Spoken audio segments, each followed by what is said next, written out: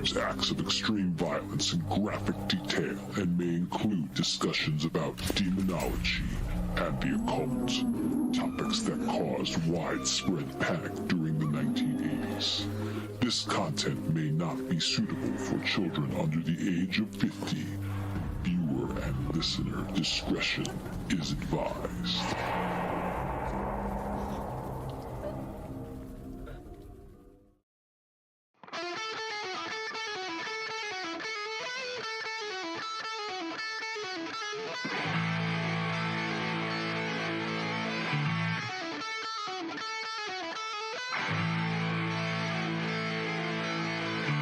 Welcome to the GROGTALK with your hosts, Dan and James.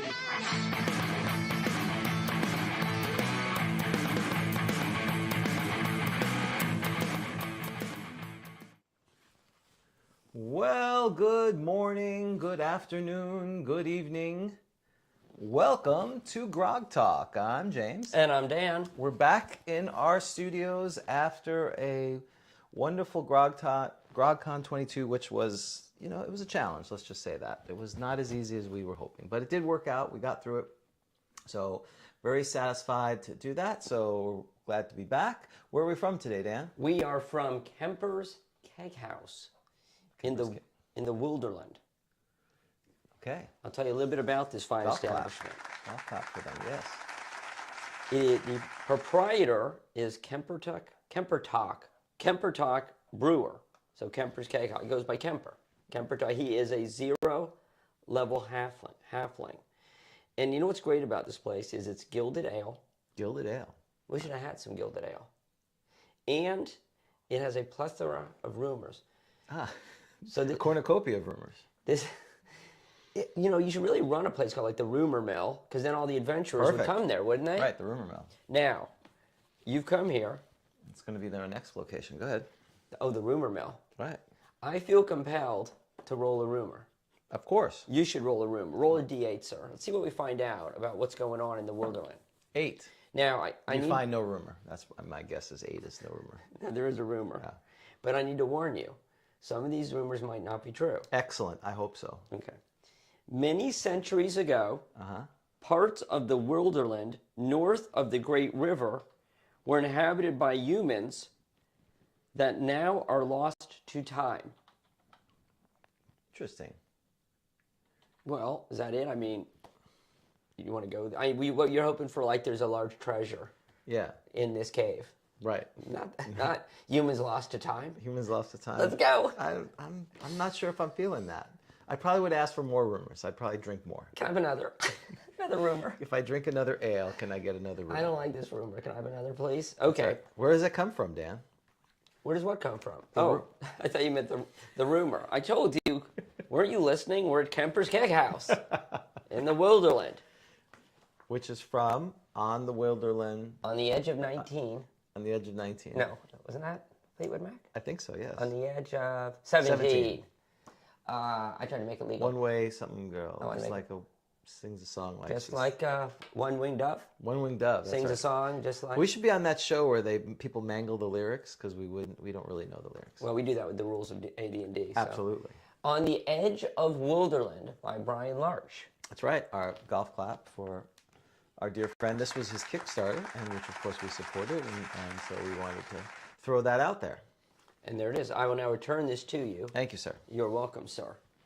Put it down here, so. And I will ask one more favor, because I'm just going to move over here.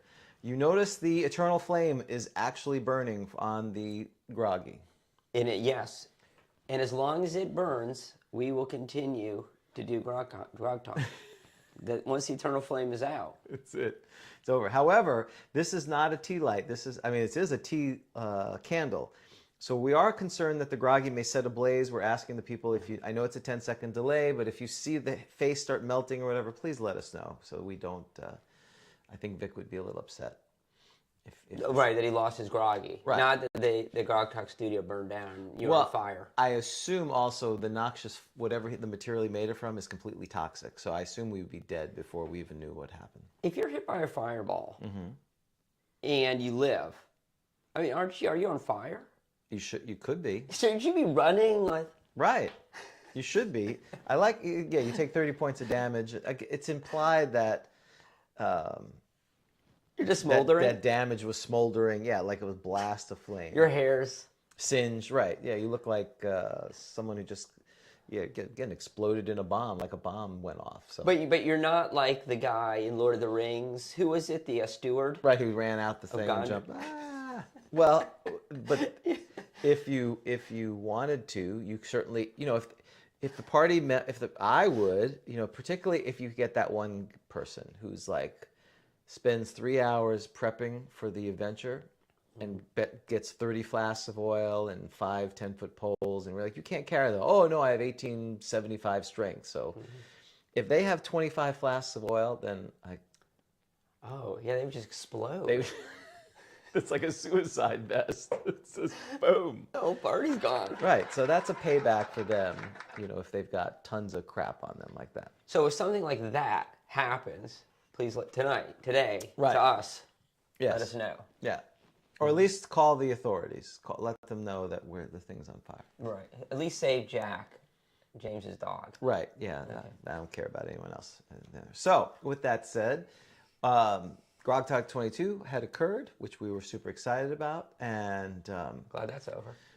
unfortunately, because of the hurricane and the air conditioning, we got you a room, you didn't even get your room. It was terrible. So... It was a little. That was not as much fun as we were hoping for. But the tournament went well, as you can see. It's been signed by the participants. We had a bunch of people go there, so it was a lot of fun. There's like 8 signatures.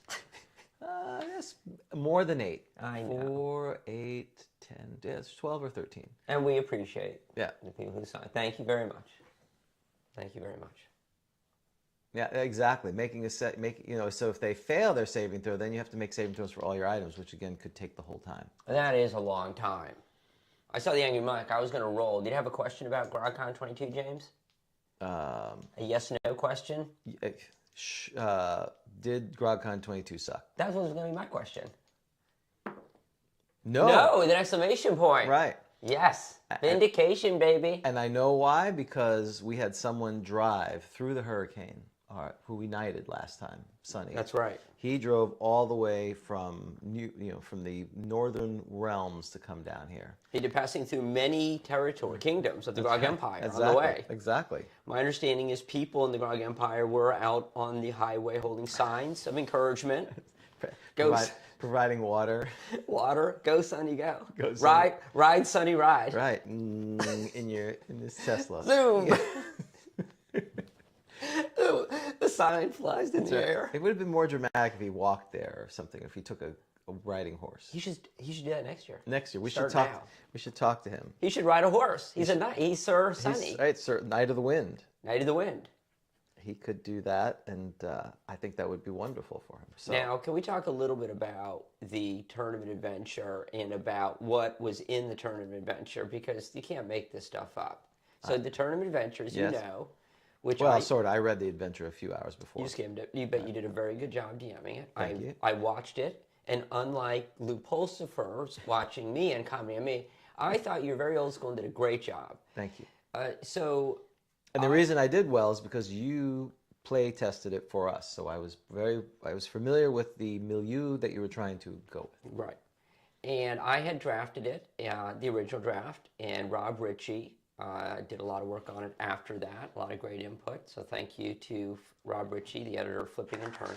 I'll clap for him. Yeah. He made it much better. He reined me in, which made James happy. I was extremely happy. Right. I mean, it was 20 pages still, which I was unhappy about, but it was not 96 pages, which it may have turned out to. I just thought it was nice that some of the things you complained about, I could point to Rob. Like you said, character motivations. You'd think that was all me. That was Rob. So. Well, you do rub off on people after a while. So. I did have an influence on him. So I texted Rob at some point during their drafting of the adventure, and I said, "Hey, Rob, well, you know what? I got an awesome idea." Right. Because I was watching film noir movies, and who doesn't watch film noir movies and think I need to write a D&D adventure based on film noir? Right. And exactly. I watched a movie called Key Largo, which had a hurricane hitting throughout the whole thing. The rising. Oh, so that's where it came from. Tension, yes. So I said, hey, how about a hurricane is hitting throughout the adventure? And it gets worse and worse and worse, building a crescendo. Right. Not thinking that, we do live in Hurricane Alley, Right. And that we would possibly have to deal with this ourselves. I was not thinking about that. And he said no. Simply no. That's what he is with the text, no. And like 2 minutes later, he said, wait, maybe. That might be cool. And so we ended up adding a hurricane hitting the PCs as they went through this. And of course, a hurricane came. So the point of all this Right. is that I'm thinking of putting in a tornado. Right. Of writing next year's adventure and putting in a tornado. While a pandemic is hitting, Yes. that would be great. Thank you. Maybe you could put all that together. Okay. They have a spy's advice, but not sage's advice. So that. Dan didn't do his homework. No, it's okay. We're randomly looking. I was at supposed to do sage advice, Well, and sage advice got it. 58. We're done. Oh, good, perfect. We're done. It'll be coming from 118 I think that's just on the cusp. on the cusp of 17. No. February. Can you guess what year? 86. 87. Ooh, that's really late, but it's still first edition. Ooh, yeah, that's true. All right. And you're asking me the questions, so. I am. That's true. So you should be okay. So it'll be a lot about you. Oh, great movie, he said. What's a great movie? Key Largo. Oh, yeah, yes. Yeah, see, we have... What movie? Talks about it 5 minutes later. What movie? Well, okay, yeah. I'm moving on. Well, I didn't We're not think doing anyone sage advice watched it. now, but you got it. So what? I'm going to read it. Okay, No, that's fine. okay. So, if you were not able to come to GrogCon, I'm going to skip ahead. We will be at Tampa NerdCon November 11th through the 13th. We will be there on Saturday, the 12th. We'll do our show live, and we're hoping to cajole Vic is thinking about flying down here. So either we'll play in his game, if he's there, or we will host a game ourselves. Correct. And we were talking about doing the Beholder contracts. By a prior guest. David Whitehall? Or Whiteland? Whiteland, thank you. I call him Whitehall, because I think Whitehall's a famous British. Whitechapel? Whitechapel. I don't know. White Witch. Mm-hmm. I think. White Wedding? White Wedding. Exactly. We can just keep going on this. So we're planning to do that. So that is, if you go to tampanerdcom.org, just type in Tampa NerdCon, it comes up. We're going to be there. It's not our convention. It's not our convention. We're done. We're done. We did our part. Right. For another 11 months and 2 weeks, we're done. Just Google the thing. Yeah. You'll find it. We'll put in the show link later. And of course, DaveCon is coming. We gave exclusive. Vic gave us an exclusive discount for patrons of ours. Feel free to go out there, and we're planning to be there in April or March, whenever that is. We got to book tickets next year. I don't worry about that. It's too. Oh, good. Kip is going there. Good, you're going. So we'll see you there on Saturday. Absolutely. I may be there Sunday as well, but Saturday is when both Dan and I were going. Correct. And so we're looking forward to that. Why don't we do the best of 1982, and then we'll give out a title. Okay. Are you ready for the best of 1982? I am. 40 years ago today, Yes. James, October 15th, 1982, you were planning on wearing what for Halloween? How old were you? 12. Were you still dressing up, weren't you? Or were you like the jeans and... No. You're not a mask? Were you trick-or-treating? No, in New York, the tradition was up till about 8 or 9, you did trick-or-treat. Then after that, it was like the purge out there. People would just run around and assault people. They would just wear ski masks and assault other children and take their stuff from them. Wow. Yeah. Okay. It was terrifying. It was if you were by yourself, if you were the last person to be dropped off, like if a group of people, and you're the last one, you would be assaulted by random gangs running around, stealing candy and harassing people. Were you ever a member of one of those gangs? Yes, I was. Figured you were. Because you had to join either that or you were picked on. So. That's right. So I would typically, we did not buy costumes after a certain age, so typically I was a hobo. Is James telling the truth? No. No, I was not a hobo. Okay. I was actually a cross-dresser, that's why. What? Did I dress as a cross-dresser? Yes, see? There you go. Wow, this is uncomfortable. I don't like these dice anymore. Well, the dice are like the Inquisitor. They want to tell the truth, so. That's true. Yeah, that should be our trial. For Halloween, I dressed as a pregnant waitress one time, and I lost a contest for that. It was, Okay. it was a rave. All right. 40 years ago, this was the number one song. Oh, song. I thought you said No, you're wrong in the movie. We'll do movie. You're wrong. It was not Halloween. I hear it's back, though. Jamie Lee Curtis is back. yes, they're coming out. It's out already. He hasn't killed her yet? No, and she hasn't killed him yet. That's ridiculous. They're very bad killers. Okay. But this one says the end. This movie is number one. 40 years ago. 1982. Now, if I recall correctly, what was it, like 2 months ago? It was E.T. Yeah, okay. So I'm going to say E.T. It's E.T. That's correct. Now I knew I didn't see E.T. You know I didn't see E.T. because I was pissed off that everyone else was seeing it. You know I like to be a contrarian. And I was probably like, no, I'm not seeing it. Okay. This little ditty, was the number one song 40 years ago today. This little ditty. Is that a hint? A ditty? I don't know. I'm just asking the questions. No hints. No hints as to whether you've been given hints. Okay. A little ditty. I want to say it would be John Cougar Mellencamp, Jack and Diane, but I don't think that came out in 1982. And you have to get, if you do it, you're going to have to get his right name, because I'm not sure if he had dropped the Mellencamp yet. Oh, okay. Right? Because if you got to get it exactly right. Okay. So if he's John Cougar. But I don't think that came out in 82. That's a little early. So I'm going to say Berlin Drive, whatever their song 99 Luftballons? No, that's... Oh, wait, no, that was Nina. Nina. They were from Germany. Right. But Berlin. What did Berlin? Yeah. Metro. Da, da, da, da, da, something like that. Man, which was it? The answer is Jack and Diane. It was? Oh my goodness. I had it and I had the clue. Right there, you fumbled. Yeah, it's right there, baby. I had it. I couldn't believe it was 1982. That's why I thought that came out in like 84, but apparently I was wrong. Unless I put in the wrong year. Yeah, no, I think you're right. You gave me the clue and I didn't go with it. They played that forever. All the time. Oh my gosh. All the time. All the time. It was horrible. Enough of that. That was 40 years ago. All right. Bring back memories? Yes, because one of my friends thought he made a rude gesture while singing that song. He thought John Cougar Mellencamp made a rude gesture? No, when he would sing it or when he would pantomime it because he thought the song was stupid. When there's lyrics in there that he made a rude gesture. Very immature. Yes. A 12-year-old. Go figure. Let's go beat up some trick-or-treaters. Okay. Yes, that's right. Smaller trick-or-treaters, you don't have a parent with them. Yes. Yeah, and then you get beat up on the way home by the larger trick-or-treat. It's just all the way down. That's right. It's very very humanoid, like, the orcs abuse the kobolds and the goblins, and the bugbears abuse the orcs and the gnolls, that kind of thing. You should do an adventure with what is it, the rock and roll game? Yes, rock and roll game. On Halloween. A Halloween special. I don't mean you do it this Halloween. I just mean, I'm just writing down all the things I have to do. Right. Oh, can you pick up my dry cleaning? Sure. You have dry cleaning? No, I used to. I can't afford it anymore. It's very expensive. It is expensive. I iron. Yeah, my wife does it. I can't. I don't iron. I'm not ashamed.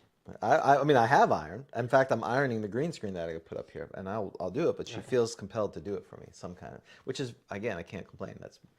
I feel I have to pay the mortgage. So. I understand. Gotcha. All right, so we're giving out a title today, so that's very exciting. Also, before we do that, let's talk about the swag we got from the thing. Thanks to the Queller of Tampa Bay, he gave me something more to paint. He's like, Dan, gifts that make work for me, but I appreciate it. This is Vegapygmies. Yes. Of course, we've been talking about Vegapygmies.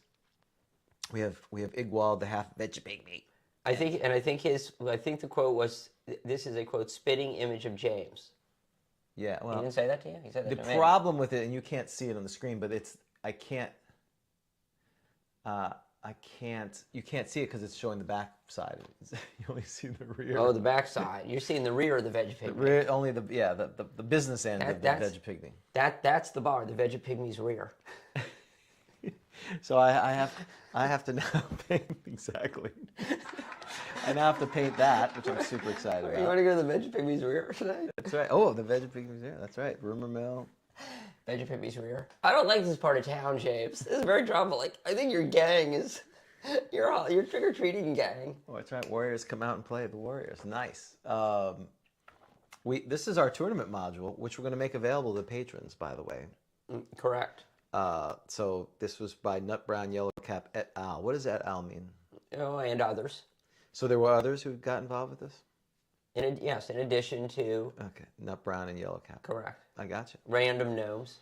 All right, so this was the tournament module. It was successful. It was very good. Unfortunately, Carlos Lyson couldn't make it, but he did develop Myths, Gnashing, and Grinding, which is about goats and druids, which was the theme of GrogCon 22. So I think that's available now on castlentertainment.com. So go check it out. Hopefully, we probably need to see if he'll be willing to run this as a virtual one for our patrons. That'd be a great idea. So we're going to talk to him about that. And then, of course, people were able to buy for the first time the Almanac, which was, I know Jason, Nerds RPG, commented that he was very pleased with the quality of it. It was something like, it was better than he thought. It was kind of a comment. Right. I thought this was going to be a lot worse. Yeah, we should have testimonials like that on the back. Yes, of everything we do, shows and everything else.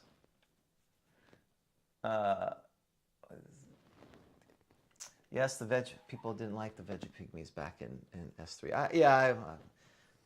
They weren't as big a deal to me there. I thought the Space Lasers made it for me for S3, Barrier Peaks. Did you ever play Barrier Peaks? I went through, you ran it. Oh, I ran it, that's Yes. right. That's right, I remember back for Halloween, for Gary Gygax Day or something. It took us about an hour just to get in. Right. Right. I mean, that was not your fault. That's our fault. Exactly. And then, of course, the GrogCon 22 official Flipping and Turning came out at this time as well. So a lot of cool stuff that you can get on smolderingdung.com, or if you're a patron, you have links to that. So now we're ready to give a title. And all these things make great Christmas gifts. Right. Christmas is coming. And Christmas is coming. Yeah, well, the cover was amazing on S3. That was... again, Earl Otis is probably our favorite. Oh, when he said I couldn't stop staring at the cover, I thought he was talking about flipping and turning. Right. Well, we are rock stars. That's whatever floats your boat there. So we are ready to give a title out. I love this part. So this is the part of the show where the empire grows. The empire grows, where we get a new patron. It's like hearing, with the wings, an angel gets the wing. We hear a little bell. Right, a bell goes off. Bell goes off, and we know that we have a new patron. And we then roll up a title for them from the Best of Dragon magazine using the article by Brian Bloom, What Do You Call a 25th Level Wizard? And this will forever be their title, unless they happen to drive from New Jersey to Orlando in a hurricane. Or some other deed that pleases us where we can add to their title. But this is basically the standard now. Right. People need to know that. Correct. Right? I mean, you got to reach basically that level. Right, level of heroic deeds. Should he be in charge of our cavalry or something, do you think? I think so. Maybe the Emperor's Guard. I think so. Okay. The Centurions, right? Weren't they the Emperor's Guard, Centurions? I don't know Roman history very well. Oh, okay. So, who is doing the rolling here? James, shall you roll, or I think I'll roll. Since okay. You're doing it. So, number, please roll. It looks like it would be a D15. Well, first, this is for Doug. Doug is claiming the metropolis known as Troutdale, I believe, is in Oregon. So he could have scooped up. Do we have anyone in Oregon? No, we specifically said you could only take the town. Oh, you're clamping down. Right. Because people get crazy. Well, also, if Oregon is available, but that would require a high level of commitment to the empire. That's true. I see that makes sense to me. Thank you. All right. So he is just what? Praetorians. Thank you, sir. He is a block. Did you say he's a block in Troutdale? He's what, 34th Street? he's got the house that he lives in and the two adjacent. And the Wendy's across the street. The Wendy's across. No, the Crystals. He may claim. I don't know how large the city of Troutdale is. Troutdale. The Troutdale. That's a great name though, but that's very Grog Empire, don't you think? Right. Troutdale. That's right. Hello, we are from Troutdale. He's got to have a trout crown, right, on his shield. Clearly that's what I'm going to put on. In a dale. In a dale. What is a dale? A dale's a valley, right? Oh, it is. A trout in a valley. Trout in the valley. So it's a valley of trouts. Mm-hmm. I Excellent. like this. Oh, this is going to be good. All right, so we're ready. Oh, I'm ready. Roll a D15, please. 8.5, 9. Captain. Of course. The captain. That makes sense. Captain of Troutdale. Right. Arr, welcome to Troutdale. I'll take you out and get some trout. It's not a... You make it sound like a fish and chips. Come to Troutdale's. Get your fish and chips here. The best, the finest that Oregon has to share. Troutdale. That's terrible. Welcome to the Empire. That's right. This is quite an honor. Okay, so his... Do we do the... yeah, okay. So, all right, so we'll figure out number 2 based upon the other one. Okay. So, all right, so give me a D30, sir. 17. Okay. Excellent. So the captain, his most excellent... Wow. Right now, he could be the same as... it's like when you're typing in something, it's going to autofill because something you've done previously. Right. He could be somebody else at this point because we probably have him. I believe so. All right. Sounds extremely familiar. Okay. All right. D30, please. 17. Can't roll anything else. Splendor. Splendor. I like that. Most excellent splendor. The excellent splendor. I like that. I feel like the city that he's reigning is not living up to his title so far. Wait, you mean his title isn't as good as the city, or No, the city is better than the title? I feel like the captain, his most excellent splendor of Troutdale, maybe feels like it kind of falls I off. am the king of Troutdale. Troutdale. Of all of Troutdale. Troutdale, exactly. Okay, now it's a Monty Python skit. All right, it's going to get better. Hold on. I hope so. It's going to get better. D15, please. Oh, 2. King! King. He's the king of Troutdale. Splendor King. He's the splendor king of Troutdale. Wow, we see you. You thought it and it happened. I love it. D60, sir. All right. So carry the 1. 44. Whoa. 30. All right, hold on a second here. Oh, so 44, that would be 45 through 60. Yes. Right? Oh, that would be 45 right there. Yeah.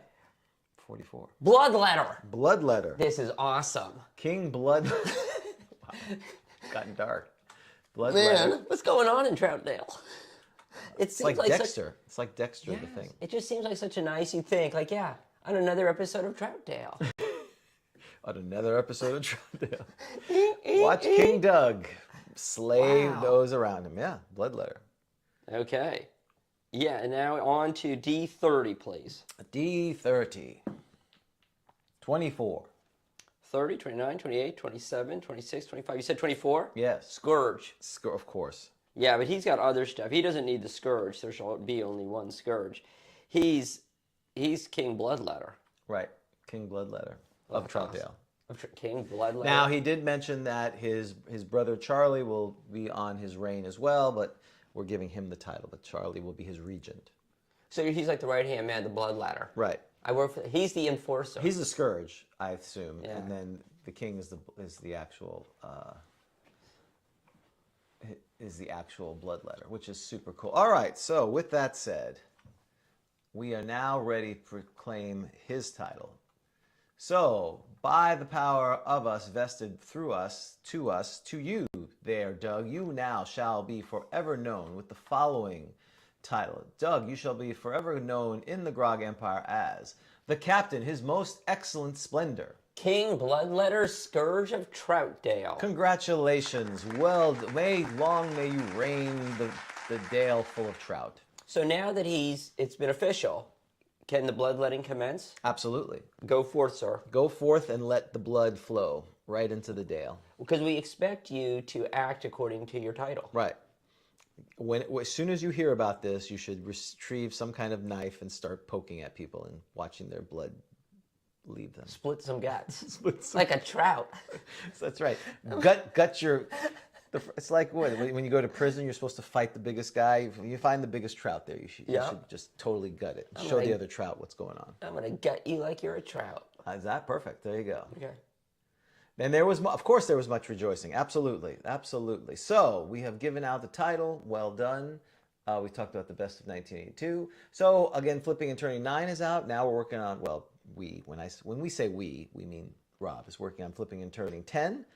You can go out to Smoldering Done Games. You can get, if you have anything about the great outdoors, which is the theme of issue 10, go out.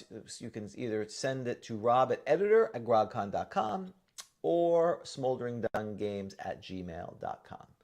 And of course, if you find any of this stuff remotely amusing, please like and subscribe on YouTube, iTunes, or become a patron. So there we go. Now we are ready for Random Encounter. This is the segment of the show in which we randomly roll a monster and we then discuss it. Now, typically we have a reigning champ. Right. And the new random monster battles the reigning champ. Correct. And the winner then progresses to the following episode. But we are happy to announce, I can't believe you hadn't mentioned this before. I'm sure you were saving it for this segment. This is a pretty big deal. It is. We can retire the champion. He's moved on to the Thing of Champions. Mr. Toad. Mr. Toad. Wild Ride. Wild Ride. Is that 5-0? He's at least 5-0. That's ridiculous. Yes, we put a rule in because there was champions that didn't seem like they were going to ever quit. So we said after 5, they move into the Tournament of Champions, which will come at some point. Right. He won 5 times. Right. It's a toad, a giant toad. Not very impressive when you think about it, but yet he drew well, and he is in the finals. So he'll be in the if there ever is a Tournament of Champions. Right. He is there. He'll have to, there's a diva there. I think there's some other. Oh, there is. Oh, that flying angel thing. Yeah, the flying angel thing. There's a couple other ones. Yeah. There's not that many, to be honest. Well, and there will be like a fan favorite, so you can vote, like Right. Okay, you can bring one back. Don't you think? Don't you think a fan favorite? Right. All right. Well, that would be Go Delicious, I assume. So, James, does this mean that upsets happen? People may be over Go Delicious. He's getting a big head. Well, his life has gotten way better since his death, since his demise. Yeah. He's like, I wish I died sooner. He's gone to heaven. He's traveling. Did you see? I put a picture up. He was driving in a limo yesterday or 2 days ago on his way to Scotland. He's going at the end of the month. Incredible life he lives. He lives the life we would like to. He's like Hugh Hefner. Now you need to find female goats for him or lambs. I assume any kind of farm animal. Yes. he'd be okay with. Yes, he needs Since he was trying to romance a red dragon, I don't think he's very partial to whatever. Yeah, he needs a mansion. The Go Delicious mansion. Oh, like the Barbie house, kind of that, but instead the goat house, the Delicious house. Like for the Playboy Mansion. The house of the goat. Does this mean we are rolling 2 monsters today? Yes, we are rolling 2 monsters. Okay, so I'm going to roll the Angry Monk dice twice. That's right. One is from Monster Manual 2. Perfect. And one is from Fiendfolio. Excellent. So I saw Monster Manual 2. Okay, well, let's see who is Dan running the Fiendfolio one? Where's your yes no dice? Oh, I hope so. No. You're running the Fiendfolio one. No, I'm rolling the Fiendfolio. No. I'm rolling Fiendfolio, you're rolling Monster Manual. Is James confused? Yes. No, but he was drunk. almost. He's drunk. He's drunk. Okay. So you're going to figure out the Monster Manual 2, and this will be the monster that you manage, correct? Oh, okay. Sure. Or do you want to roll? Why don't you roll? Because Okay. I look up. It makes it easier. Please roll a die 10. Oh, so we are in the Monster Manual 2. We are back on the Monster Random Encounter tables. What did you roll, son? 7. Okay. This means it's an outdoor random encounter table. I now need you to roll a D6. D6. 4. We are in a temperate, civilized region. All right. Then I now need you to roll looks like we'll be a human. a D8 and a D12. 9. Yeah, human. Man, bandit. We've had a bandit. We had a bandit. Roll again, sir. We just had that's how the toad won to become the champion. 12. Ogre. I like that. We haven't had an ogre. No, we have not. I love ogres. I don't think we've had an ogre. Do you Is like it O-G-E-R-E or O-G-R-E, right? It is O-G-E-R. No. Don't be that way. O-G-R-E. Okay. All right. So we have ogre, and now we have to do the Fiendfolio. Got it. Okay, sorry, I was looking at the other monsters. Oh, you're doing exactly what you're supposed to do. I couldn't help it. Okay. So Yes. you have to pull out the fiend folder. I did, You 'cause have all the official. You have the official random dice roll tables set up. That is true. Did you put all those little stickies in? It's for an adventure. They're going to be an adventure. Well, but I'm not writing an adventure. So Again. you study the books and then put tabs in them? Why wouldn't you don't do that? No. Huh, that's Okay. strange. Interesting. Got it. All right, moving on. You don't use different, like green means one thing? Or, No. That's weird. No, well, Okay. got it. I see. Okay. Moving on. What kind of grades did you get in school? Okay, Not, so not well. Not well. roll a D10, please. This D10. is, yes, D10, please. Oh, cocked. 8. Oh, okay. I hope it's not the astral plane. No, I think 9 and 10. Oh, fairy and sylvan setting. Oh, if I'm a leprechaun, you're gonna be sad. You know what? I don't understand why leprechauns. It's impossible. It's so ridiculous. They're in here, but it's really, really hard to get. Okay. Would you please roll a d4 to find out if you're in plain, forest, hills, or mountains? 3. We are in the hills. There's a possibility leprechaun. Oh. Percentile. Oh, I so hope. Oh, 32. so close. A 32. Harpy. Harpy. Okay. Wait, and it's italicized. What does italics mean? Do you know what italics means? Do you see that? How some are italicized? Maybe that means they're in the monster manual. Oh. Or maybe I don't know. I bet you're right. That's smart. I bet no, because leprechaun is not italicized and leprechaun is in the monster manual. Yeah, I don't know. Isn't that weird? What did I miss leprechaun by? What was I? Oh, it was 36. Oh, I was close. I really was close. Does it really work that way? Were you really close? Is that the way dice work? I feel that's the human thing to feel like you're close. It is. I was as close as any other roll. Because the 6 is probably, I mean, the 2 is here, and the 6 right. is right. Is it close? Oh, it is close. Look, 2 and 6 are right there. So actually, it was in fact close. Physically, I was close. Randomly, I was not close. Yeah, you were close. I don't know what the the italics bed is. Do you want me to depictions look up the italics and see what that's about? Yeah, I'm looking it up here. Because this is compelling stuff as you look up stuff to. So I'm on page 100, where it talks about the monster table. Does anyone know out there? Anyone? Bueller? Anyone? I just rewatched that movie. Did you? It's so funny. It is fun. It's so good. You know, people recreate that. The whole thing? Yeah, well, they go and they see if they can do all those things. They go to Chicago. They go to the tall building, look down. Then they go to a museum. A person wrote an article about this. And get ready for this? Mm-hmm. She actually got on a float in a parade. They're having a parade that day. She did it. And she actually got on the float in the parade. What were the odds of that? That is odd. And cool. Okay, we're reading. I'm on page 100. I am too. Trying to see what the italicized means. But it's very difficult to figure this out while we're live on this thing. So guess what? We are moving on. So let us know what that is. Okay. So you are a harpy, and I am an ogre. So let's talk about ogres first. Do you like ogres, James? Like, are they a cool monster for you? I like harpies. Ogres. Ogres are good too. I love ogres. Straightforward. I love yeah, but what I like about ogres is ogres hang out with they hang out with orcs or whatever, gnolls. They'll just kind of go along. Yeah. They're just kind of easy going. If you think, I mean, despite the fact they have a really bad temper. Right. They're easy going. What page are they on? Page 75 of the Monster Manual. Oh, let me ask you a question. So look. Oh, God. Ready? Frequency. Common. That's crazy. Yes. Well, if hill giants are common, I assume they're common too. That's crazy. They're everywhere. They are. There's centipedes, herd animals, and ogres and hill giants. They're everywhere. We should do an adventure just with common creatures. Right. Right? And you'll for first level. Correct. You literally leave the town, and this is the things you find. Yeah, as soon as you walk out of hill giants. Yeah, it's just it. You know what we call this adventure? Wednesday. It's Wednesday. Wednesday. You're going to the whatever bar you work at. Right. This is your day. You're just like going to work. And of course, the common animals that the magic users get attacked by. Yeah. The squirrels will totally kill you have one hit point of ogres walking down the street. Okay. You're done. All right. Number appearing? 3 to 24. 2 to 20. So it's not as bad. That's not that bad. AC? 5. Correct. Very good, sir. 9-inch movement. See, movement to me is important. You know why movement is very important to me on the ogre? Because I need to know if I can outrun it. Right. Right? That's right. Hit dice.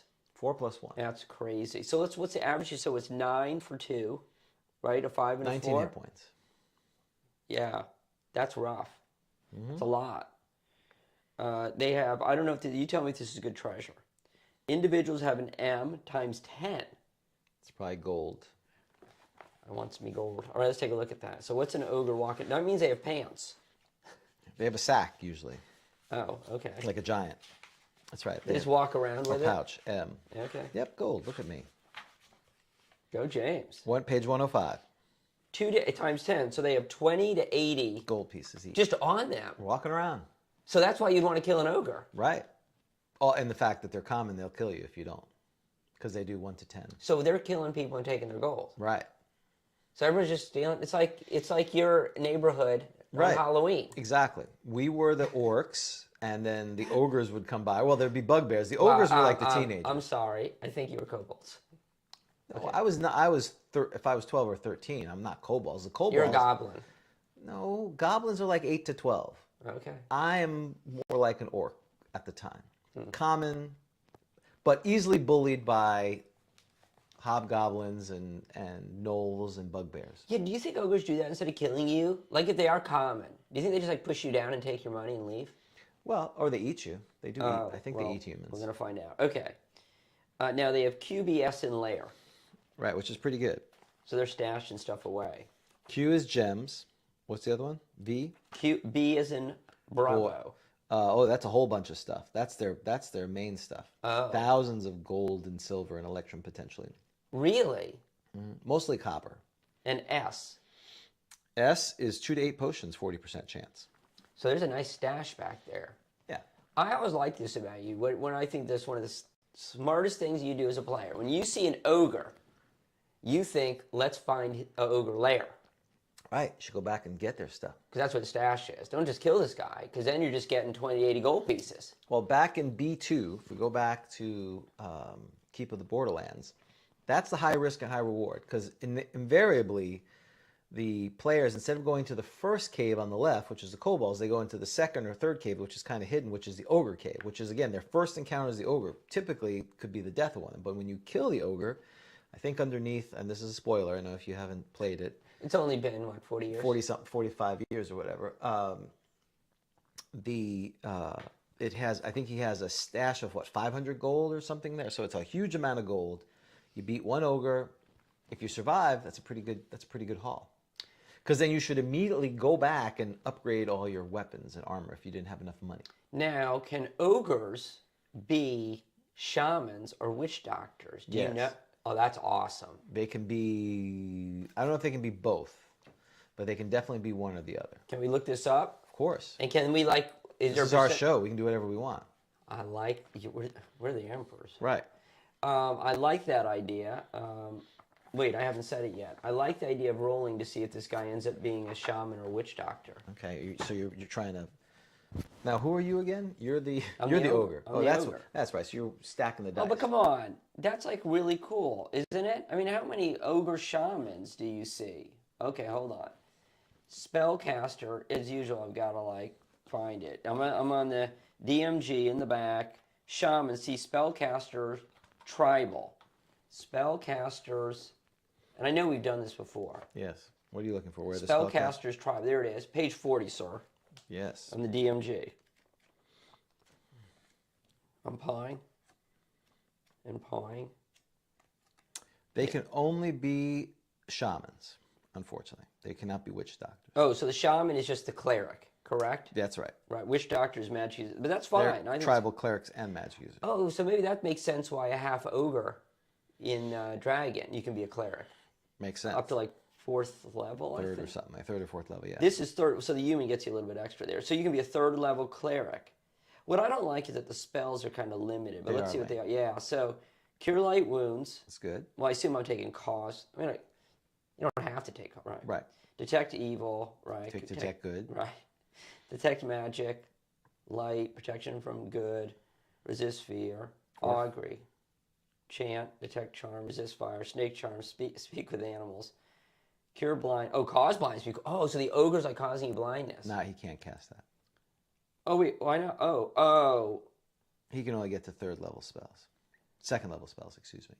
Oh, it's third level maximum, meaning I'm a third level. You're a third level ogre, which allows you to cast only second level spells. I see what you're saying. That's a bummer. Right. You'd have to be a hill giant. I'm sorry, you have to be a bugbear, gnoll, kobold, or orc shaman to cast third level spells because they can go up to fifth level. Do you think a shaman needs a, what does a cleric need for wisdom? 9? Minimum of 9. So I probably need like a 9. What is my intelligence, do you think? Ogre intelligence, just Well, keep going. it Intelligence says low, right, right? you are correct, sir. So is that 7 to 9? Let's 5 see. to 7? Low is 5 to 7. 5 to 7. Which means, am I an extraordinary? So do you think I need to have a higher than low intelligence to be an ogre shaman? Why? They're simple people. They're simple ogres praying to, what's his name? I know, but I need to... Oh, yes, Vaprak, Vaprak. right. Oh, that's right, ogre. My All hail shaman. Vaprak. Oh, I like this guy. All right, I'm liking this guy. What is my alignment? Your alignment is Yeah. chaotic evil. Correct. How tall am I? 9 feet tall? 9 feet plus. How tall was Andre the Giant? Do you know? He was not 9 feet tall. I mean, he was 9 over 7 feet. Yeah, my point is, 9 feet is like ridiculous. When I think of an ogre, I think I put him at like, honestly, I think I put him at like 6.5 feet. Like in my mind, right. I'd put him at like 6. Like he's just like a little bit above. He's what's the shortest giant? A hill giant. How tall is a hill giant? 11 feet, Okay, well, jeez. something like that. 10 and a half 10 and a feet. half, okay. But so ogres aren't that far off from giants. Yeah, that's why they're that's why they're their bud. They hang out with giants, but they're like the small cousin that you push around. Like they're the the runt of the teenagers. You know, like you and I. Whereas the other kids were jocks and they were 6 something and we were the small kids. We were technically old enough, but we were not. The ogres. Yeah. They're in that awkward in between stage. What strength is Gauntlet of Ogre? Isn't there a Gauntlet of Ogre strength or Ogre power? Okay. Italicized creatures in the fiend folio have a 75% chance likely to be encountered airborne. Thank you, sir. Oh. So I have to see if my Harpy, my save me is the air. airborne. All right. Gauntlets of Ogre. Power. 1800? Yes. Does that mean ogres have 1800 strength? No. Why do you say that so confidently? Because I think they're 1801. How do you know that? I think it's in the, or is it 1876? I don't remember, but I don't think ogres have that strength. So ogres, like the monster strength is identified somewhere? Well, the giant strengths are, but hold on. It is 1800, but for some reason I don't know if that's the ogre strength because it says in the Monster Manual something about they're equal to. Oh, all right. Well, we should probably read then. I'm going to start reading. Good. Ogres, okay, it's not that long. I love ogres. Ogres can be found in virtually any terrain, including subterranean places. They are ugly, tempered, and voracious. Ogres are also fond of treasure, and they will sometimes be found serving as mercenaries in the ranks of orc tribes or evil clerics, or joining with gnolls for a profitable raid. That's why I like these guys. They're like, yeah, we'll come along. Yeah. Sure. Treasure? Food? It's food? Sure. They mingle freely with trolls and some giants, and they are at times enslaved by certain demons. See, that's the thing. They're ugly-tempered, but if you think about it, they really get along with a lot of people. Right. Don't they? They're the most friendly monsters you could be. I like these. Okay, if 11 or more ogres are encountered, there will be one who is a leader.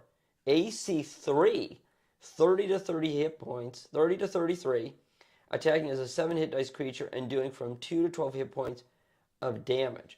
If 16 or more are encountered, there will be 2 such leaders, plus 1 additional ogre, a chieftain with armor class 4, 34 to 37 hit points. Wow, so the ogre chieftain.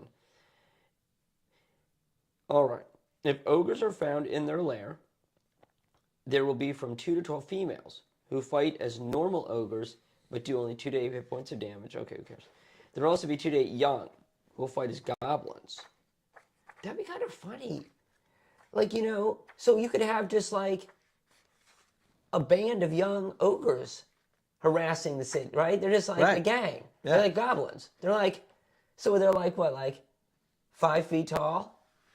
They're teenagers. Yeah. And they're like 6 feet.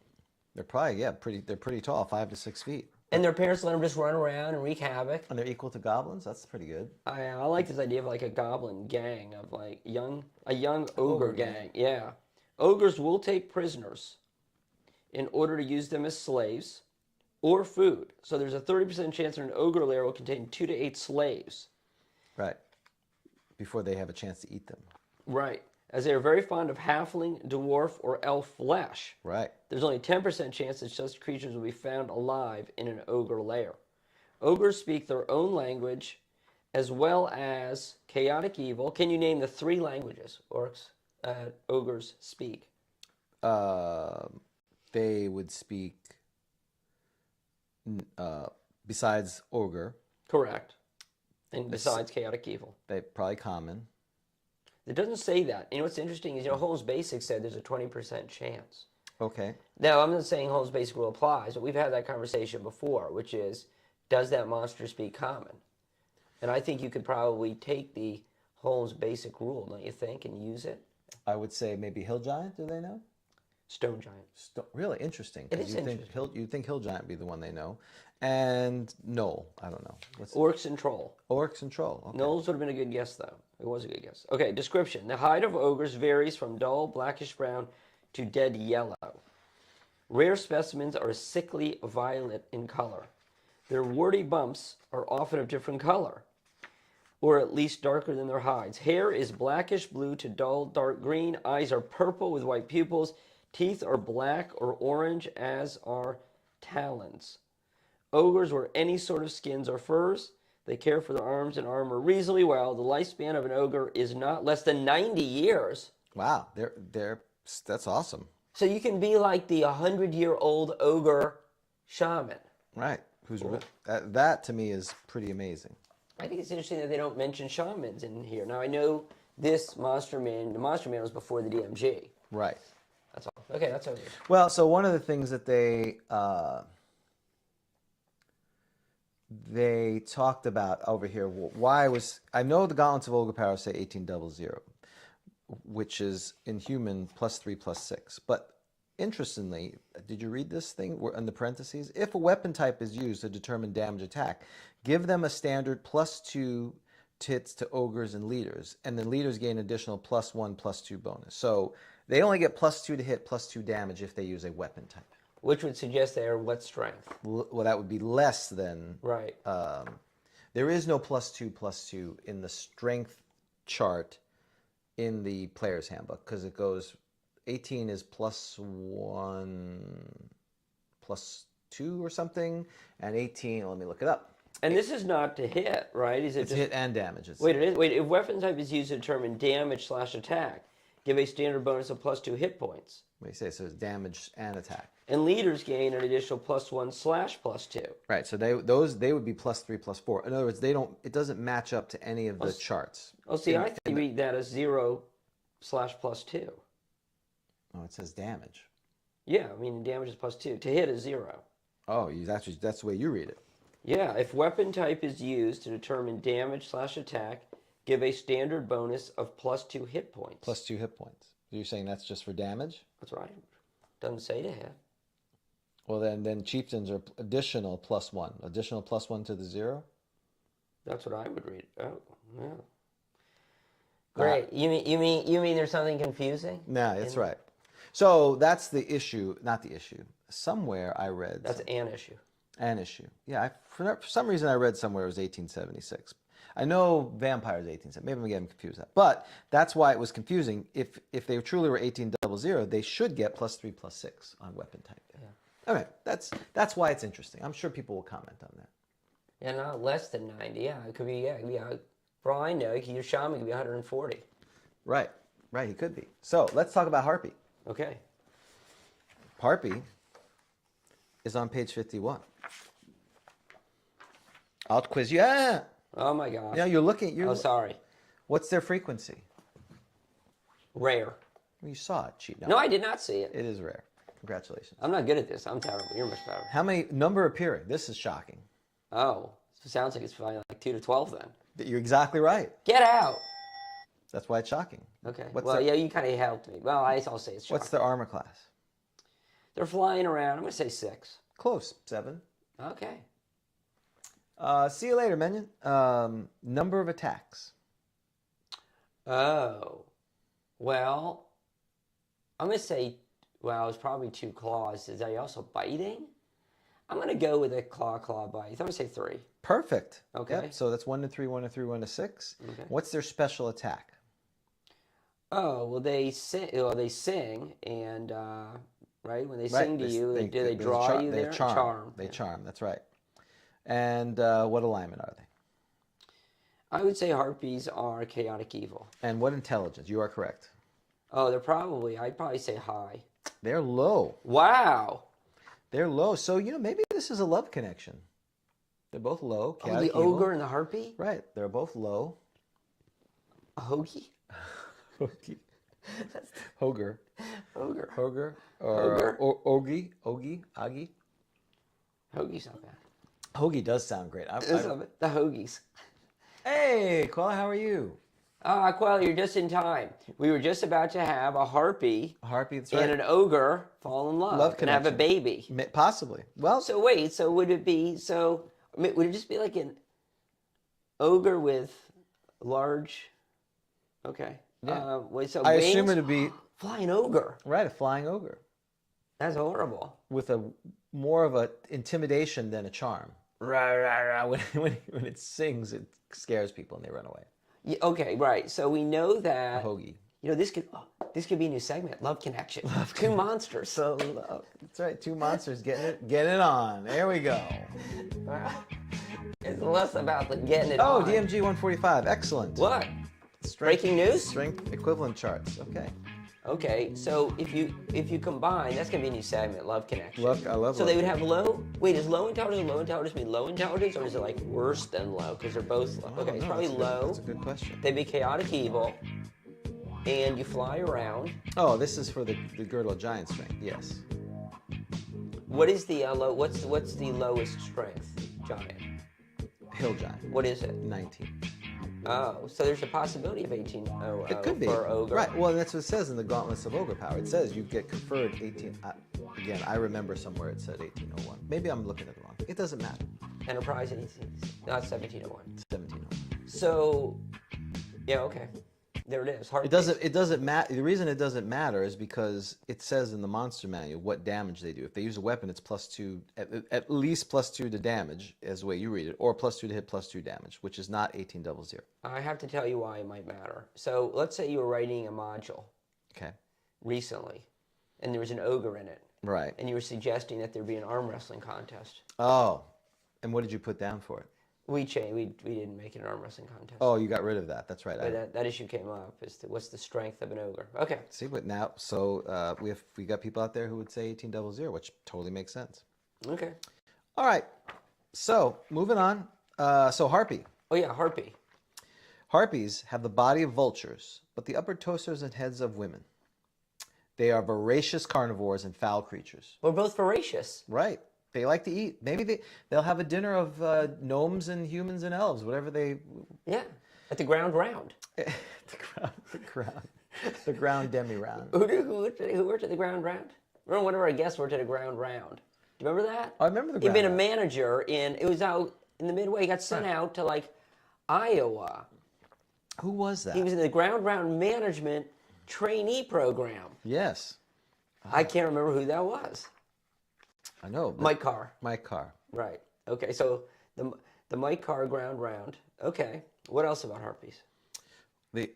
What else of the harpies? Well, those that dwell along seacoasts are generally known as sirens. Interesting. So you could have sirens are really harpies. All harpies are able to emit sweet-sounding calls. Any creature hearing these calls will proceed towards the harpies unless they say versus magic. Similarly, the touch of a harpy charms those creatures which fail to make their saving throws versus magic. So what's interesting, I have, until reading this, I've always thought the song, if you fail it, you immediately become charmed. But that's not what it says here. It says, any character hearing these calls will proceed towards a harpy unless they say versus magic. Then, if you get touched, you make a fail. Then you become charmed. If you Right, so that's very dangerous. You got to be careful what you attract. An ogre's going to show up, right, and he's not charmed yet. You got to get a. You got to. So any touch. So any. Does that include a bite, or is that only a claw or a claw? it says touch. So would you do? You would do a bite? Does it charm too? I wouldn't. I would say. You don't touch. think it's a touch? Yeah, I don't think that's a touch. Because that would be weird. Like, could you touch me and then like I bite you? Right. That's weird. Well, you know, Okay, if you pay extra, I think you get. Yeah. Where are you laying the that. pipe? So Do you remember the name of the store in the city of Longwood, the fictional city of Longwood, that an ogre runs? We have one. the clubhouse. That's exactly right. Thank you. The clubhouse. He makes clubs. And why wouldn't he? All right. The harpies attack, torture, and devour their charmed prey. Here's the best part about him. Everyone's devouring. Everyone's eating other people. Well, Yes. I think that's his go-to word, besides taste for human It doesn't flesh. exactly. Yes. Here's the part I like about him. Yes. What they do not want, they foul with excrement. Nice. Wow. So you have two choices. What is worse, being eaten by them or being crapped on by them? Because that means they don't want you. They just shat on you. Yeah, exactly. That's so weird. It's just rude. So they kill you, and they don't like it, and they just Yeah, they crap on you. wow. So we'll have to roll for that. So that could be like a random encounter as you find like a dead halfling with Crap on. just Harpy dung. That would be a clue. There's dung smeared all over the dead halfling. yes, that's right. Little taste. Harpy, like the ranger. You can see the ranger, right? Tasting it. Harpy. Harpies. These are sirens. We're near the sea salt and the dung. They speak of the sirens.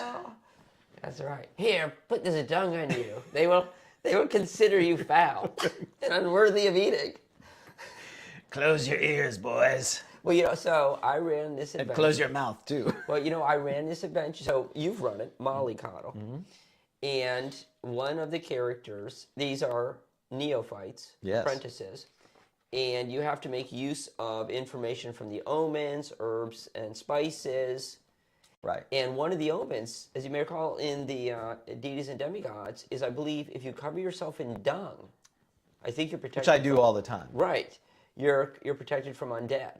Yeah. So when you do that, like if I was you guys at a convention game, and like we're going up against some undead, I'm like, yeah, I smear myself in dung. I go down to the stables and I just roll myself Yes. around in the poop. Would you give me any? I would. Thank you. If you were so willing, especially if you were a paladin. If you were a paladin, I would give you a +2 Right. bonus. If I'm a thief, it's like no. No. No. Well, if you did that, then you get +2 against them, but you're -5 for sneaking around because they smell you before they come get you. Man, is that paladin kind of stinky? I thought they were pure, not so much. Stinky. So Okay. a harpy attacks with their vulture claws and some form of weapon, often a bone club or a weapon left from one of their former victims. Now you can what language do they speak? Wait, let's stop for a second. Yeah. So they beat you with like a halfling thigh bone. Right. That's awesome. That's what she's gonna. Okay. She's gonna What have. language do harpies speak? Yes. They speak their own language. Correct. They speak chaotic evil. It doesn't say that. And they speak. I don't think it's going to say this. They can speak with vultures, of course. They speak their own language and none other. Interesting. None other. So that's rough. So if you don't know harpy, You don't know harp. Well, you're not going to learn harp because they have two modes. They're going to kill you or they're going to poop on you. They're going to eat you or they're going to poop on you. They're going Right. to kill you either way. so parlay is off the table. Parlay is definitely off the table. Got it. Okay. All right. That's good for me. You've given me important information. And so have you. We both know each other better than we would like. You know what I feel like? I feel like this begins like our fiscal year. You know what I mean? After GROGCON, Right. it's like a new It's a year. new It's like year. our new year. That's right. Year of the rat. Year of the giant rat. Well, we should roll on the Find Familiar table to see what year we are. All right. This is. Go ahead. Where is it? You got it? People are surprised this is not scripted. It's hard to believe. I'm going Find Familiar and the Player's They Handbook. were hoping at the beginning of the year things would be better. No. Yeah. Roll a d20. We care even less. D20. 8. The year of the hawk. Year of the hawk. I love The it. year of the hawk, ladies Okay. and gentlemen. The emperors have proclaimed this is the year of the hawk. Hawkman.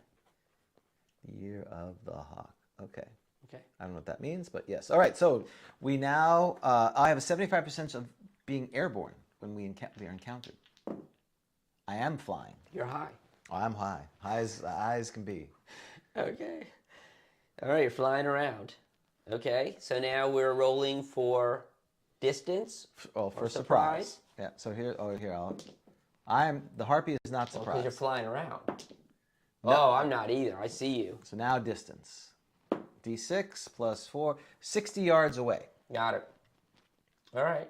So what are you planning to do? You should probably check for what type of weapons you have. Correct. Now, how do we do this? What does it say?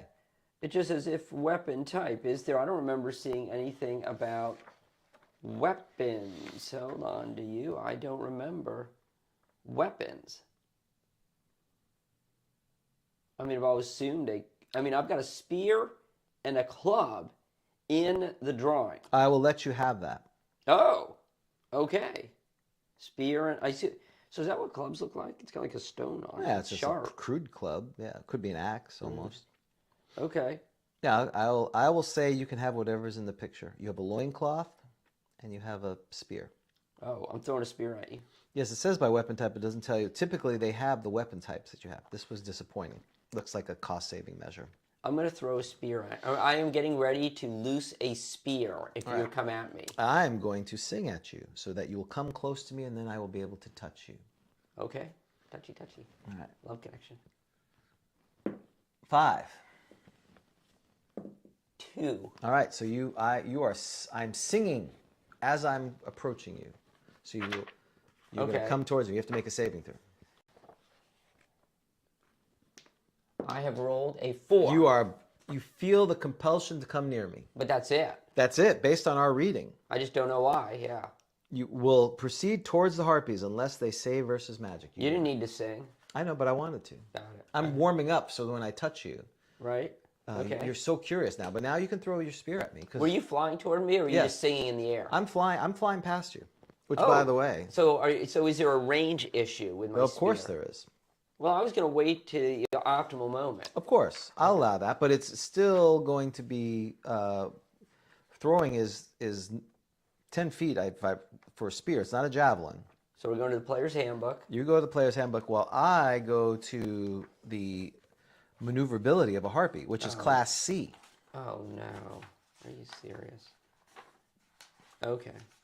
How does that work? So Class C means I can turn at 90-degree angles per round.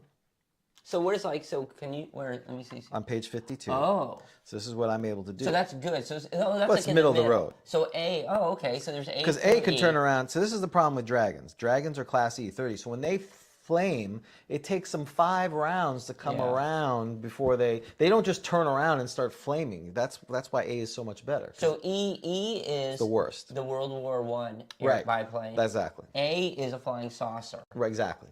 They can turn around and attack again. Okay, and so you're C. You're kind of. So what I'm planning to do is I'm singing as I approach you, and then I'm going to dive down on you next round and attack. That's what it says I do.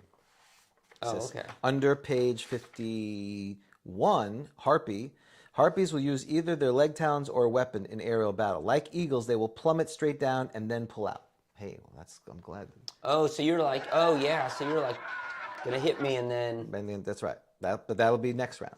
Wow, this would be pretty. It'd be fun to watch this. It's going to be good. Like a halfling in a tree, eating an apple. Like, whoa. But of course, if they both see the halfling, they'll be like, "Hey, let's just like split him." Yeah, too bad they can't speak. They can't speak to each other. So okay, spear, fire rate is 1, range is 10. Well, does that work in yards or outside or no? you convert it to yards. So Nice. So it's 10, 20, 10 30. yards, 20 yards, 30 yards. So it's long distance from where I'm at. Oh, that's well. I'm gonna wait. Can I hold it? Like I said, I was gonna wait. I don't. All right, so then you have to wait till next round. That's fine. I'm gonna drop on. But I you. don't do -5. That's fine. I'm not gonna. It's all right. So what's gonna happen next round is initiative. I better get it. 3, 6. Okay, so you're waiting as I'm dropping down. You're going to throw your spear at optimal within 10 feet, basically, as I'm coming down. I would like to do that if you Excellent. permit me. I think that's wonderful. That looks very epic. Yes. Do you want to make an intelligence check? Make an intelligence check. Okay. I know it's pretty hard. All right. Now, You didn't make it. That's fine. But you do know it's within 10 feet. Go ahead. But I'm probably like smart. I may not be able to do well in the SAT. Right. But don't you think I kind of know? You need 8. Know what? Now I'd like know about like when to optimal to throw a... I agree. I mean, they're stupid and they're stupid, right? All right. I agree. So you need 8. So this is like Dumb and Dumber, these two. Yes. They should just eat the halfling in the tree, but instead they're fighting each other. Stupid. Right. Yeah. All right, here we go. I'm rolling a d20. 16, baby. You definitely hit. So a spear He's a medium creature, 6 points. D6. Oh, d6, yes. And now what do I get here? You get +2 for damage. Oh, you're only giving me damage. You weren't giving me to... Oh, you just said you didn't count it, so I'm going to honor Boo. you. Now, what I was going to say, the reason I made you do an intelligence check, so I was going to give you another option, because basically the harpy is kind of charging at you. You could have kept the spear up and then potentially do double damage. That's why I was going to give you that option. Well, Dan failed his intelligence check. Sorry. And I have a low intelligence. Not 19, sorry. I'm not good at the combat. Right. I'm better at the Now that's me being nice. He's not technically, the harpy's not charging, but it sounds like he's slamming down to attack, which sounds to me like a charge almost. Right. So okay, do your damage. Okay. 4. 6 points. Okay. So I got to roll hit points now because it may be dead. Really? 4. It's 3 + 1 hit dice. 5. 9. 10. So you did 6 points. So he's got 4 left. Wow. It's like there's a spear through that harpy's wing. Right. Well, here's what's going to happen. We'll talk about that in a second too, because flying creatures you got to figure out. So he had 10, and you did 6. Now it goes. It gets its 3 attacks. What's your armor class? AC 5. All right. It needs 11. I'm going to give it a +1 since it's diving down. Boo. 13's 1 hit. 6 is another, and the bite, 14. All right. So you need to make a saving throw, or you will be charmed. Oh, then it's over. Then it's over. Oh. So why don't you roll that now, because it may not matter. Well, we have to continue the story in any event. Okay. 14. 14. I am 4 + 1. Will save versus magic. So you're 4. That's pretty bad. Oh, because I'm a fighter. Fighter. Against magic. 4 + 1. You needed a 16. Wah, wah. It's not death magic. So now I'll do my damage. D3. You took 1 point, and you took 7 points of damage. Why don't you roll your hit points? 5, 10, 11, 14, Plus 15. 1, 15. And you took 7 points of damage. You have 8. Wow. So it was a battle. So what happens then is, because you've done that much damage to me, this is what people forget a lot of times when they have flying creatures. Flying creatures can't continue to fly if they've been damaged. They have to either land or crash land. This is what I'm looking up to see if that was a crash land.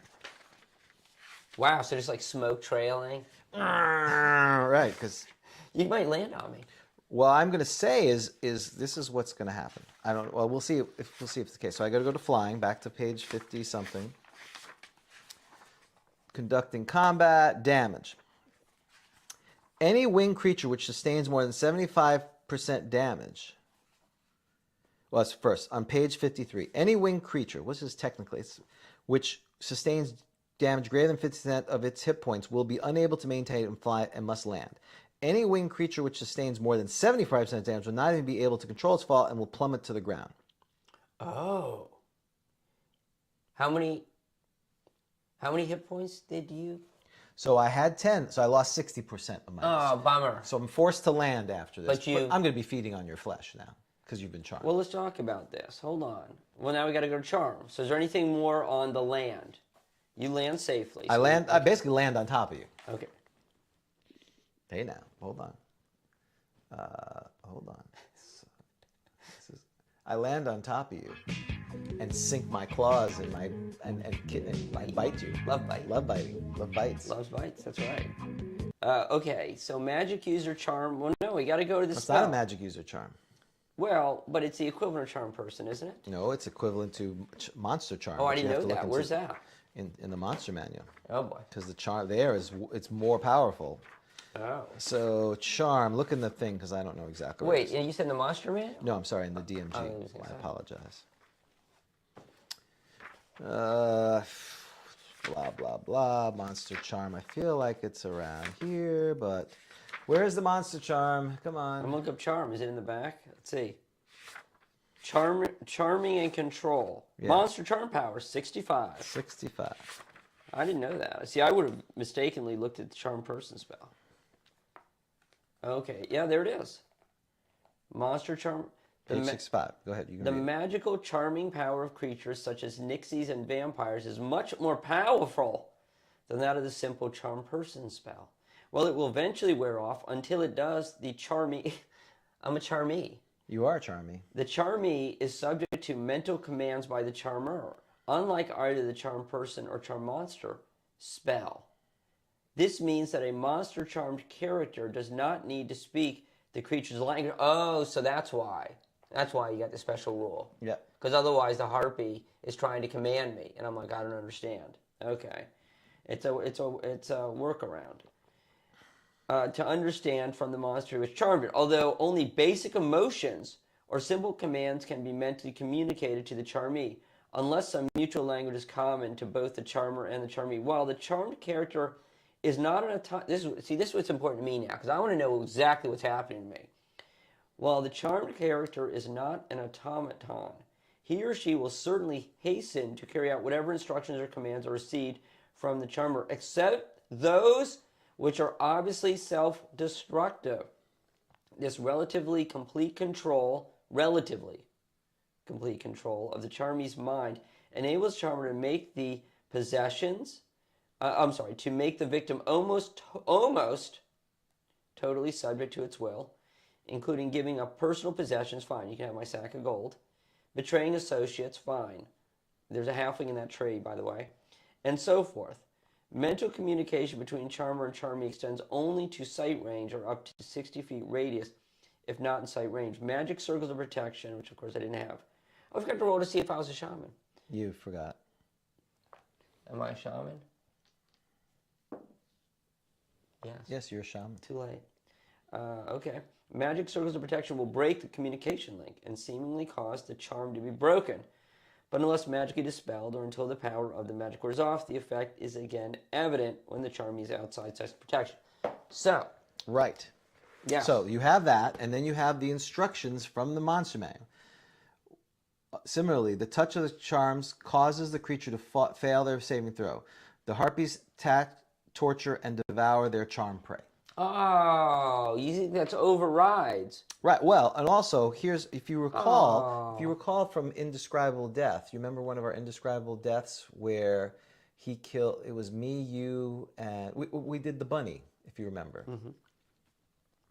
And the bunny told us to go to sleep, and then we were all dead. Yes. That's what would happen here. Oh, to go to sleep. Rest, my princess, my prince. At least I died in my sleep. Right. Or the harpies are professional eaters of charmed creatures. They know how to do this. Right. They're taught as little hatchlings. Right. This is what you do. This is what you do. Yeah. It's not just going to sit there and have you paralyzed. It's not like a paralysis. Right. Just say, relax, chill out. You're fine. I'm going to protect you as you go lay down. You're going to have a sense of tranquility come over you, and you're going to go, oh, I know I'm bleeding here from the wounds I just got, but that was a love tap. That's because they're communicating. Maybe part of this is a little bow chicka bow bow, and while they're doing that, I'm telling you, this is the harpy love thing. So first you get impregnated. Right. Wait, are they all? Yeah, they're all female. Right. Wait, never mind. So how do you get new? I guess they lay an egg. I'm sure Roger Moore probably has an ecology of the harpy. You should look it up. So, are there harp men? Well, I don't know. Harpo? Harpo? No, I don't know. So you're going to impregnate yourself. Right. To make a spawn. Well, let's roll. Do you take advantage of me? Well, that goes... I assume you're ready with me, just in case it's a yes? Yeah. Yes. Of course. That's what happens, baby. Oh, man. So that's what happens over the next thing. Now, after you go to sleep... Wait, but that doesn't mean you're pregnant. Are you true. pregnant? Yes, Yes, but. but. Oh, what does that mean? I don't know what that means. Well, while the dirty deed is going on, Wow. Okay. you fall asleep after that, and because I'm very tired. because you're magically, charmed and slept, you will take max damage and you'll be dead. Okay. That's if you want to go through all the rules, but clearly Yes. it says Yes. they charm their charm prey. It doesn't go through the machinations of it. I don't know if you're just charming me, but I agree with that. Yes. Okay, so the harpy is the champ. Harpy's the champ. Congratulations to the Harpy. So we need a name for the harpy. Charlotte the Harpy. I don't know. All right, so let me put that down. We have two new monsters. He's retired, and Harpy versus Ogre. That's why Harpies are scary, Yeah, they are, because you fail. It's over. especially against fighters. Don't walk alone. Don't walk alone. Okay. Harpy versus Ogre. Harpy won.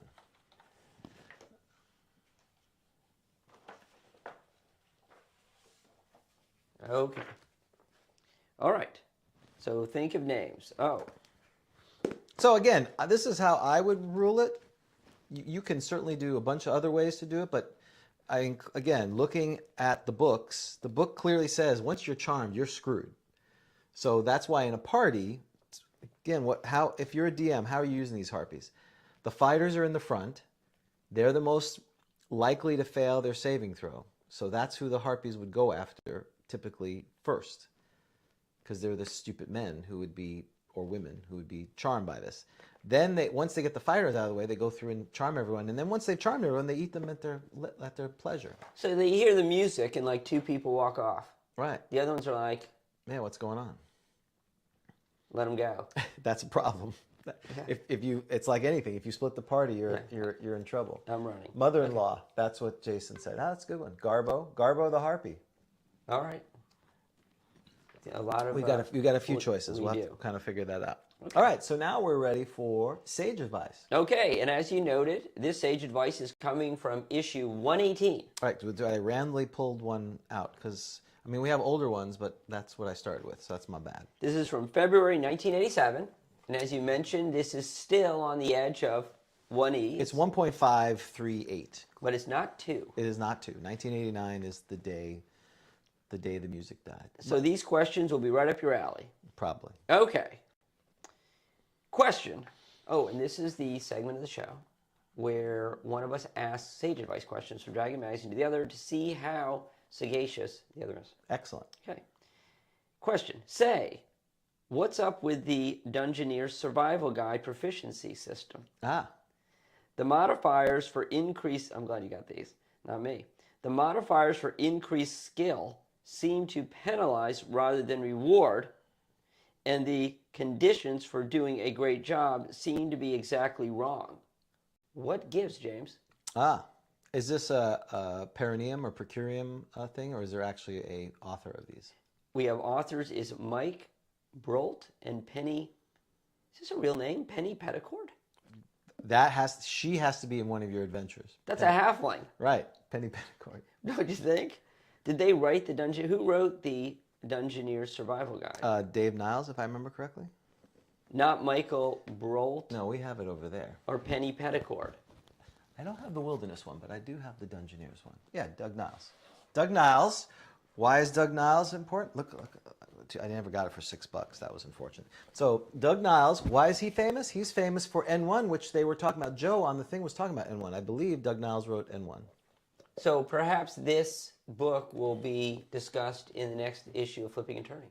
Probably. The outdoor one, the Wilderness one would be. Oh, that's right. It's Wilderness Survival Guide. Oh, this is Dungeoneer. This is the Dungeoneer, right? Did it say Dungeoneer or Wilderness? It did. No, it's a Dungeoneers. Yeah. Wait, I don't even think I knew this existed. What year is this?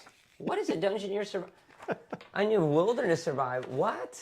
Yes, this came out in 87, if I remember correctly. I have no... 86 it came out. I have no knowledge of this book. I know. That's why it's fun. Zero. So, again, moving towards the D&D 1.5/2 is there is now this idea of proficiency and proficiency checks, which we do already. Wait.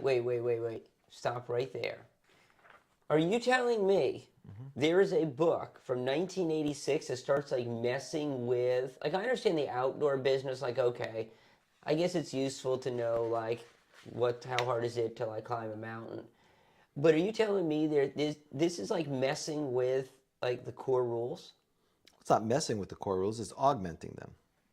Right, messing with the core rules, meaning it's like this is where weapon proficiencies come from. No, No, because that was on Earth. That was done. No, weapon proficiencies from the beginning. Oh, I meant I'm sorry. I meant specializations on Earth. This is expanding the idea of, we had those secondary proficiencies. Oh, I'm good at I can mend a shoe. Right.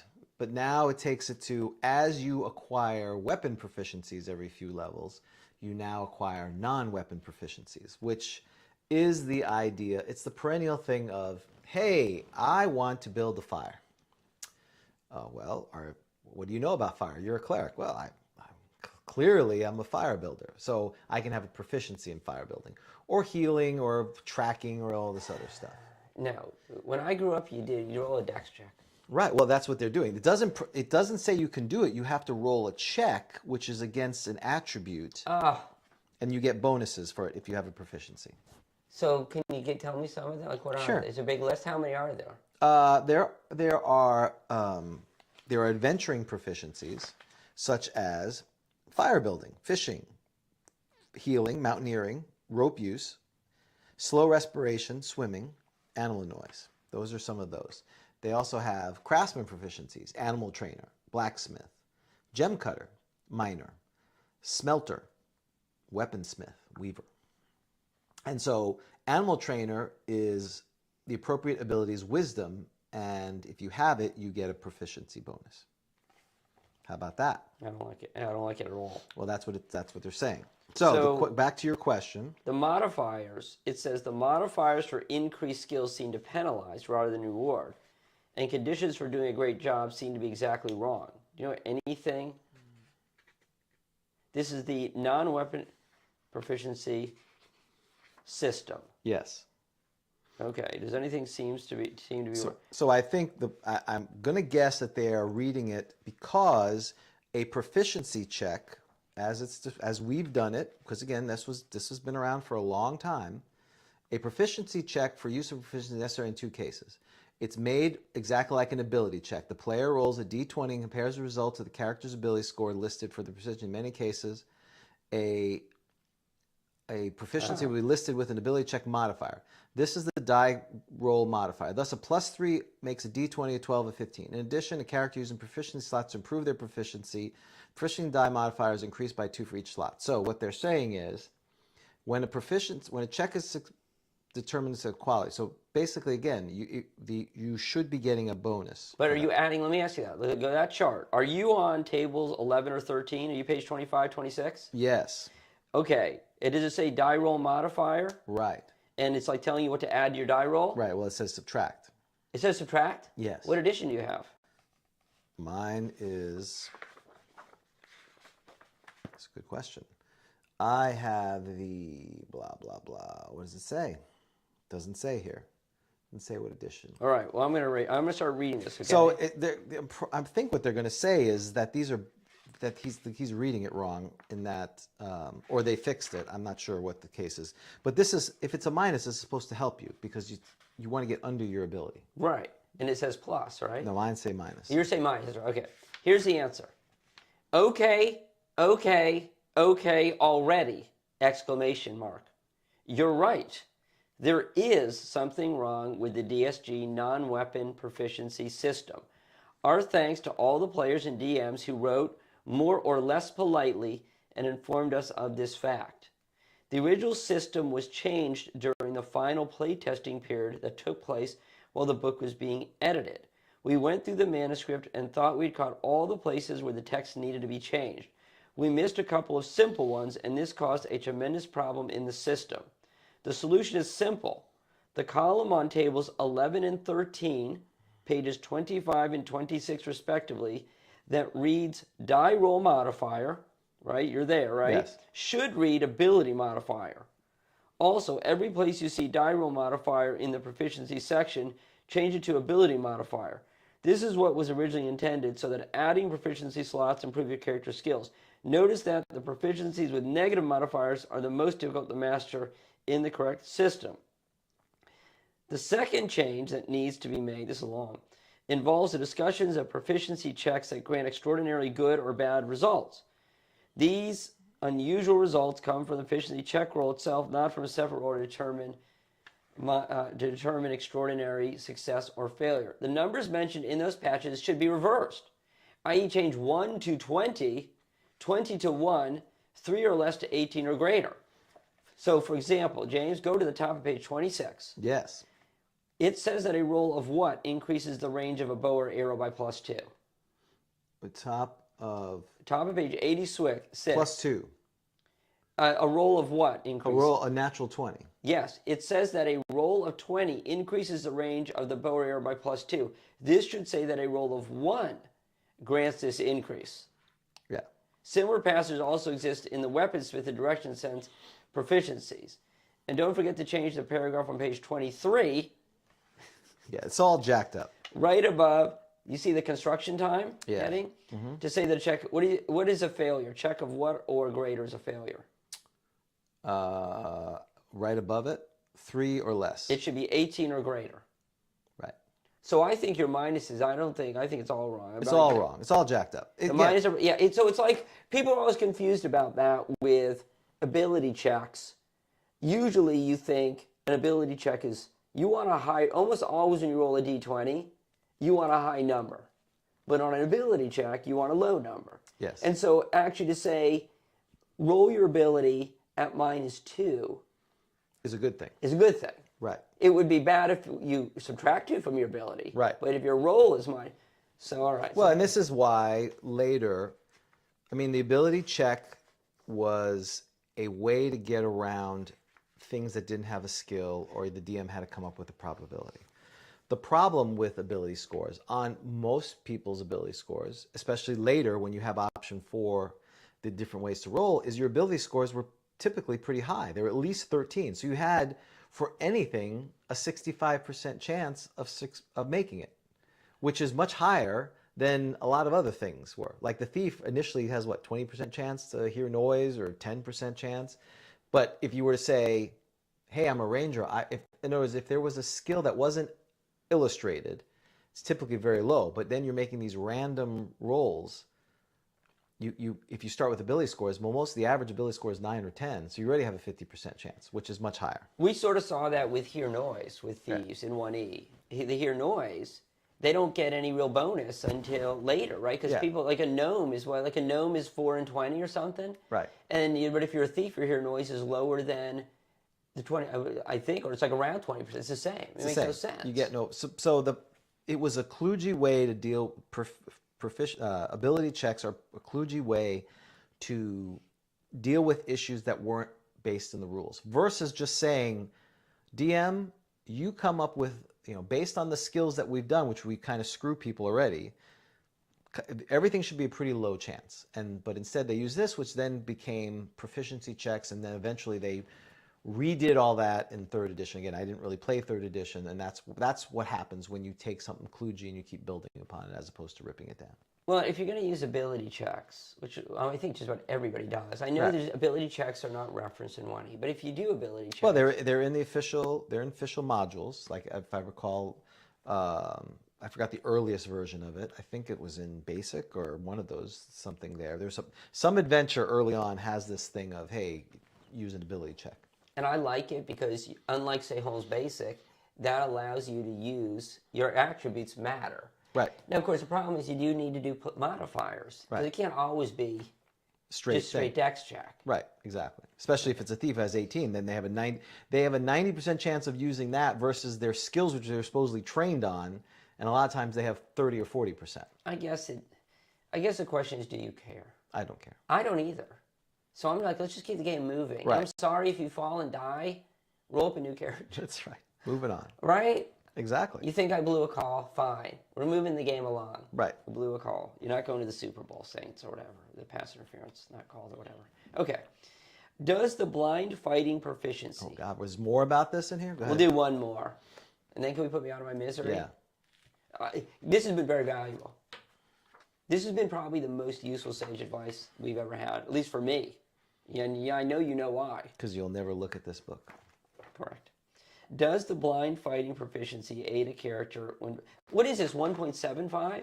I said 1.53. This is more like 1.75. Oh, you said 1.53. I missed that. That's funny. Yeah, you're right. 1.53. Well, the book that shall not be named is the official 1.5. Oh, yeah. And we're moving inexorably towards 2. Yeah. How many books were in between Unearthed and 2? When was 2E? 1990? 89. 89. I believe it's 89. So there was this book. There was Wilderness. Is Wilderness okay? For some reason, Wilderness doesn't seem to bother me as much because, I don't know. It just No, it has proficiencies in there, same kind of thing. But, I mean, some of this is interesting. It really fleshes out what... Okay, now we're doing a review of Dungeoneer Survivor and Guide. look, and that's the same way with Dragon Magazine. It's not that there isn't stuff that's interesting in here. Right. It's It just... becomes canonical. And that's a problem. It's just too much, and players expect you to use it. Right. I have enough stuff. Have you read the DMG? Isn't there enough in there to know? I got to know about A through E aerial movement. Yeah, if when I was 15 or whatever, I would have loved to made isometric maps of the Underdark. That's super cool. And why is the Underdark in there? What's that got to do with Survive? What? Well, it's because it's Dungeoneers. It's about really fleshing out your traditional, typical graph paper dungeon and making it more alive. What the hell's the Underdark? The Underdark is where the deep earth. Where have you been? Is this where like cloakers live? Is this what's that show's based on? What's the show? Is Stranger Things? The Underdark? Yeah, well, it's where the Drow live, and the Kutoa, and the giant fungus kingdoms. Come on, look at that. Yeah, that's pretty cool. That's not canon. It is now. 'Cause I'm reading it. Chambers of Fire. Look at these bats. You like bats? That's not okay. This is it's not canonical for us. What about the elemental vortex of fire? That's pretty cool. Why do I need that? Here, look, there's a guy, smiling drow looking here in the Dark Realms. The interplanar whirlpool. Because you need more ideas, Dan. You can't think of your own. You have to come up with, how about the Dark Sea? No, that's pretty cool, actually. Yeah, I like that, actually. But again, that should be Dragon Magazine material. Not, it probably was, and now they're like, we need another book. Okay. Does the blind fighting proficiency, are you familiar, James? I am sort of familiar with the blind fighting proficiency. Because we did like that. Oh, did you? Well, because if you're blinded, if you had the skill for fighters primarily, they could fight when they were blind. They reduced the penalty, if I remember correctly. Can you use it when fighting invisible creatures? See, that's what I would do. I would just say it's like you're attacking invisible. I'd be like, okay, your -4. I would say yes. I'm going to say yes. Is it like a strong yes? Yes, it's a strong yes. Like yes, indeed? Here, on page 27, blind fighting. The character with this proficiency has trained himself to respond to sound, smell, and touch stimuli, and thus is less hampered by completely dark situations. Blind fighting proficiency is available to all characters, but it's most useful for those not possessing infravision. The proficiency can be used whenever a character cannot see, whether the reason is darkness, blindfold, or some other. You get -2 versus -4. So I will say yes. It's final answer. Like yes, indeed. Yes, indeed. The answer is yes, indeed.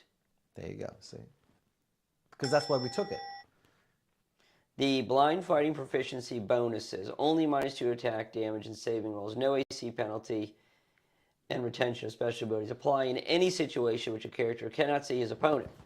This includes darkness, blindness, and all magical effects that render the opponent unable to be seen. Yeah, you're basically like the blind monk who can fight. But I like this one because, again, we would let the guys, the players do this, is because it's not a complete removal. It's -2 versus -4. And I even said it was available to all classes. We typically only allowed fighters to, because they're the ones who fight.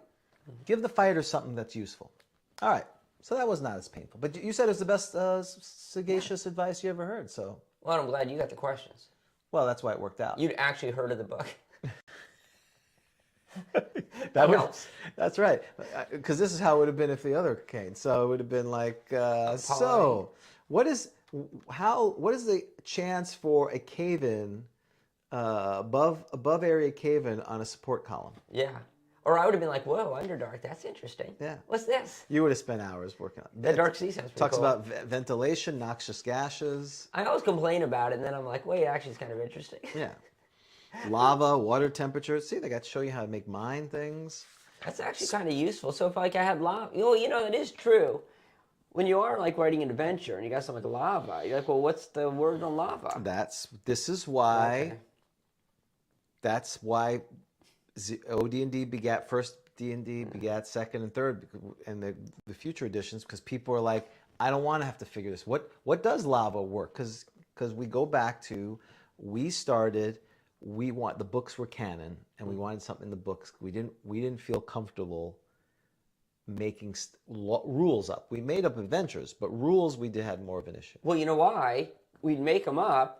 The DM would make them up, and the players would be like, I disagree. I think you suck. Right, exactly. So, whereas in OD&D, when we've interviewed all those people, that was the way it was. The DM would always come up with stuff. They would just figure it out. And our version became even more and more, where apparently third edition literally had rules for everything.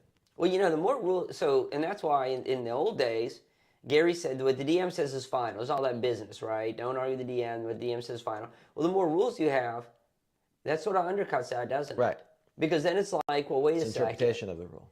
Because you're missing a rule, and everyone cracks out their breaks out their books. Okay. Right. Exactly. Am I sounding? All right, get off my lawn. Get off my lawn. All right. So we've done that. We're ready for Artifact Roadshow. What's this one about, Dan? This is a segment of the show. It's been renewed for the new season. New season. The 2022-23 Year of the Hawk. Year of the Hawk season.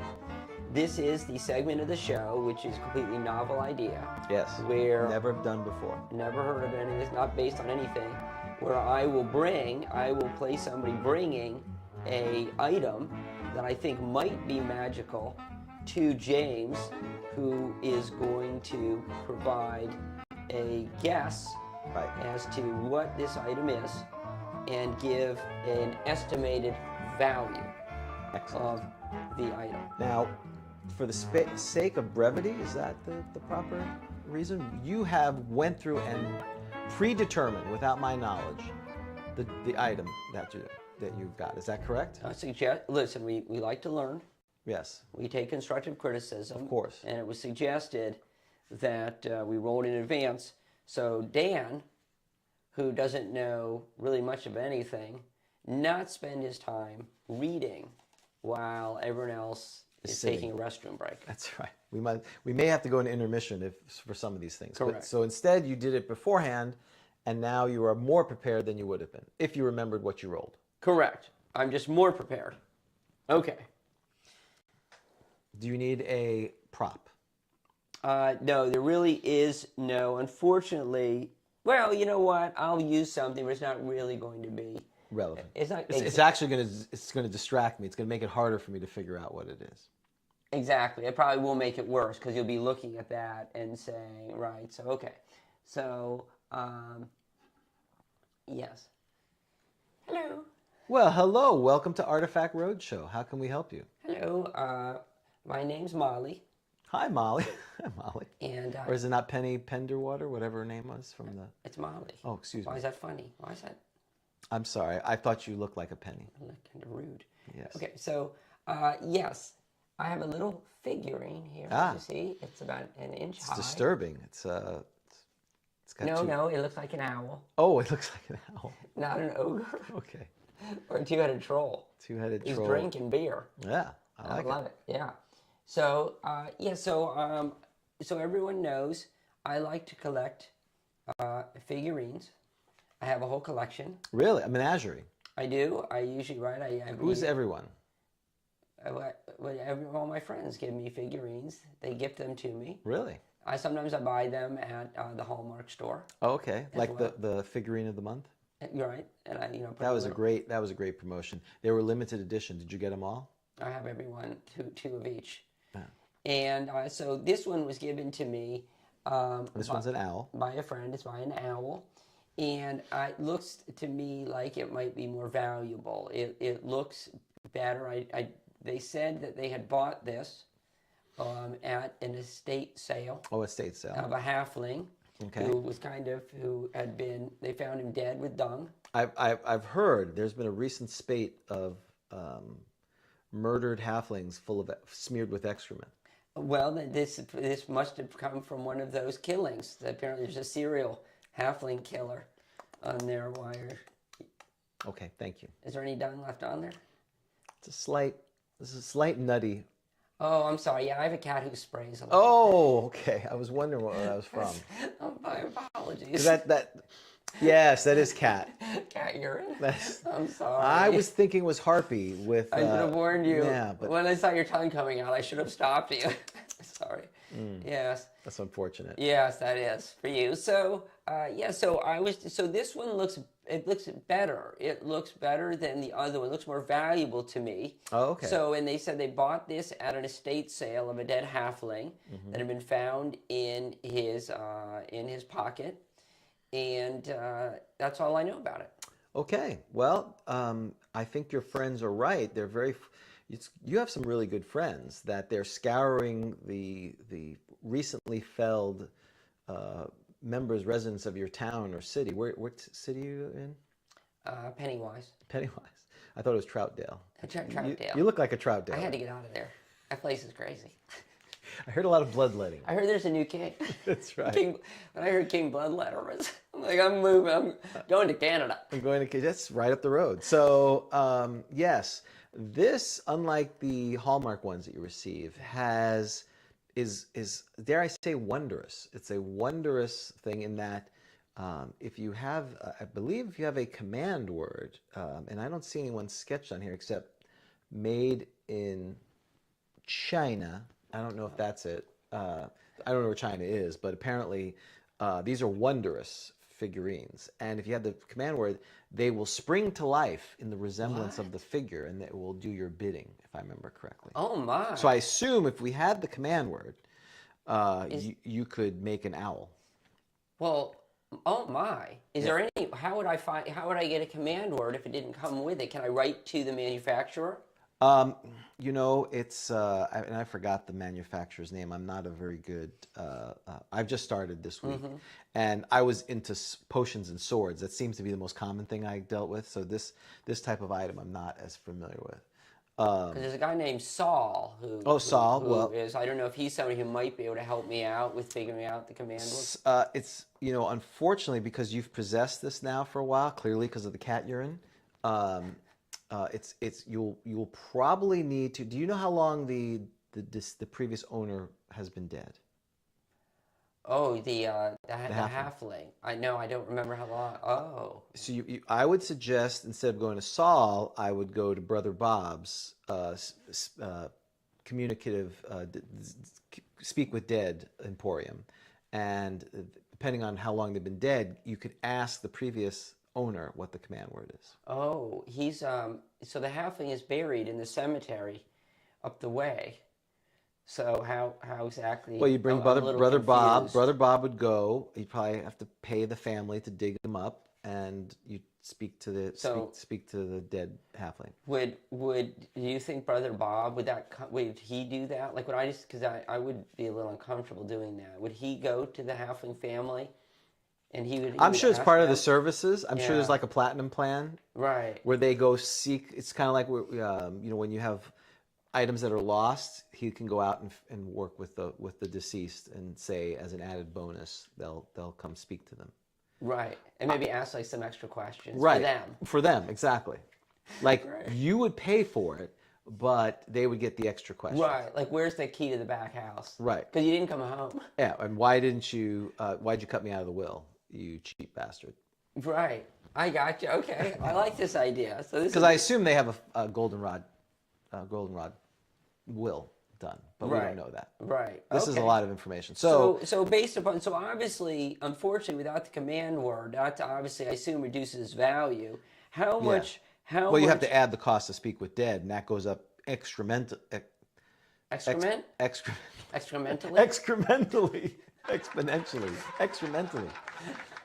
That's amazing. That's a whole lot of extra. I need more dung.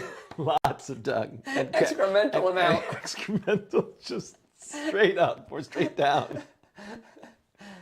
Yeah, so you'd have to factor in the cost of the speak with dead. Or commune, contact other plane, legend lore, those are the type of things. Very expensive to do that. So research. How much? Or you could potentially go back, break into the halfling's house, and look for any journals, and perhaps the word is somewhere written in there. Okay, so maybe hire the Thieves Guild. Right.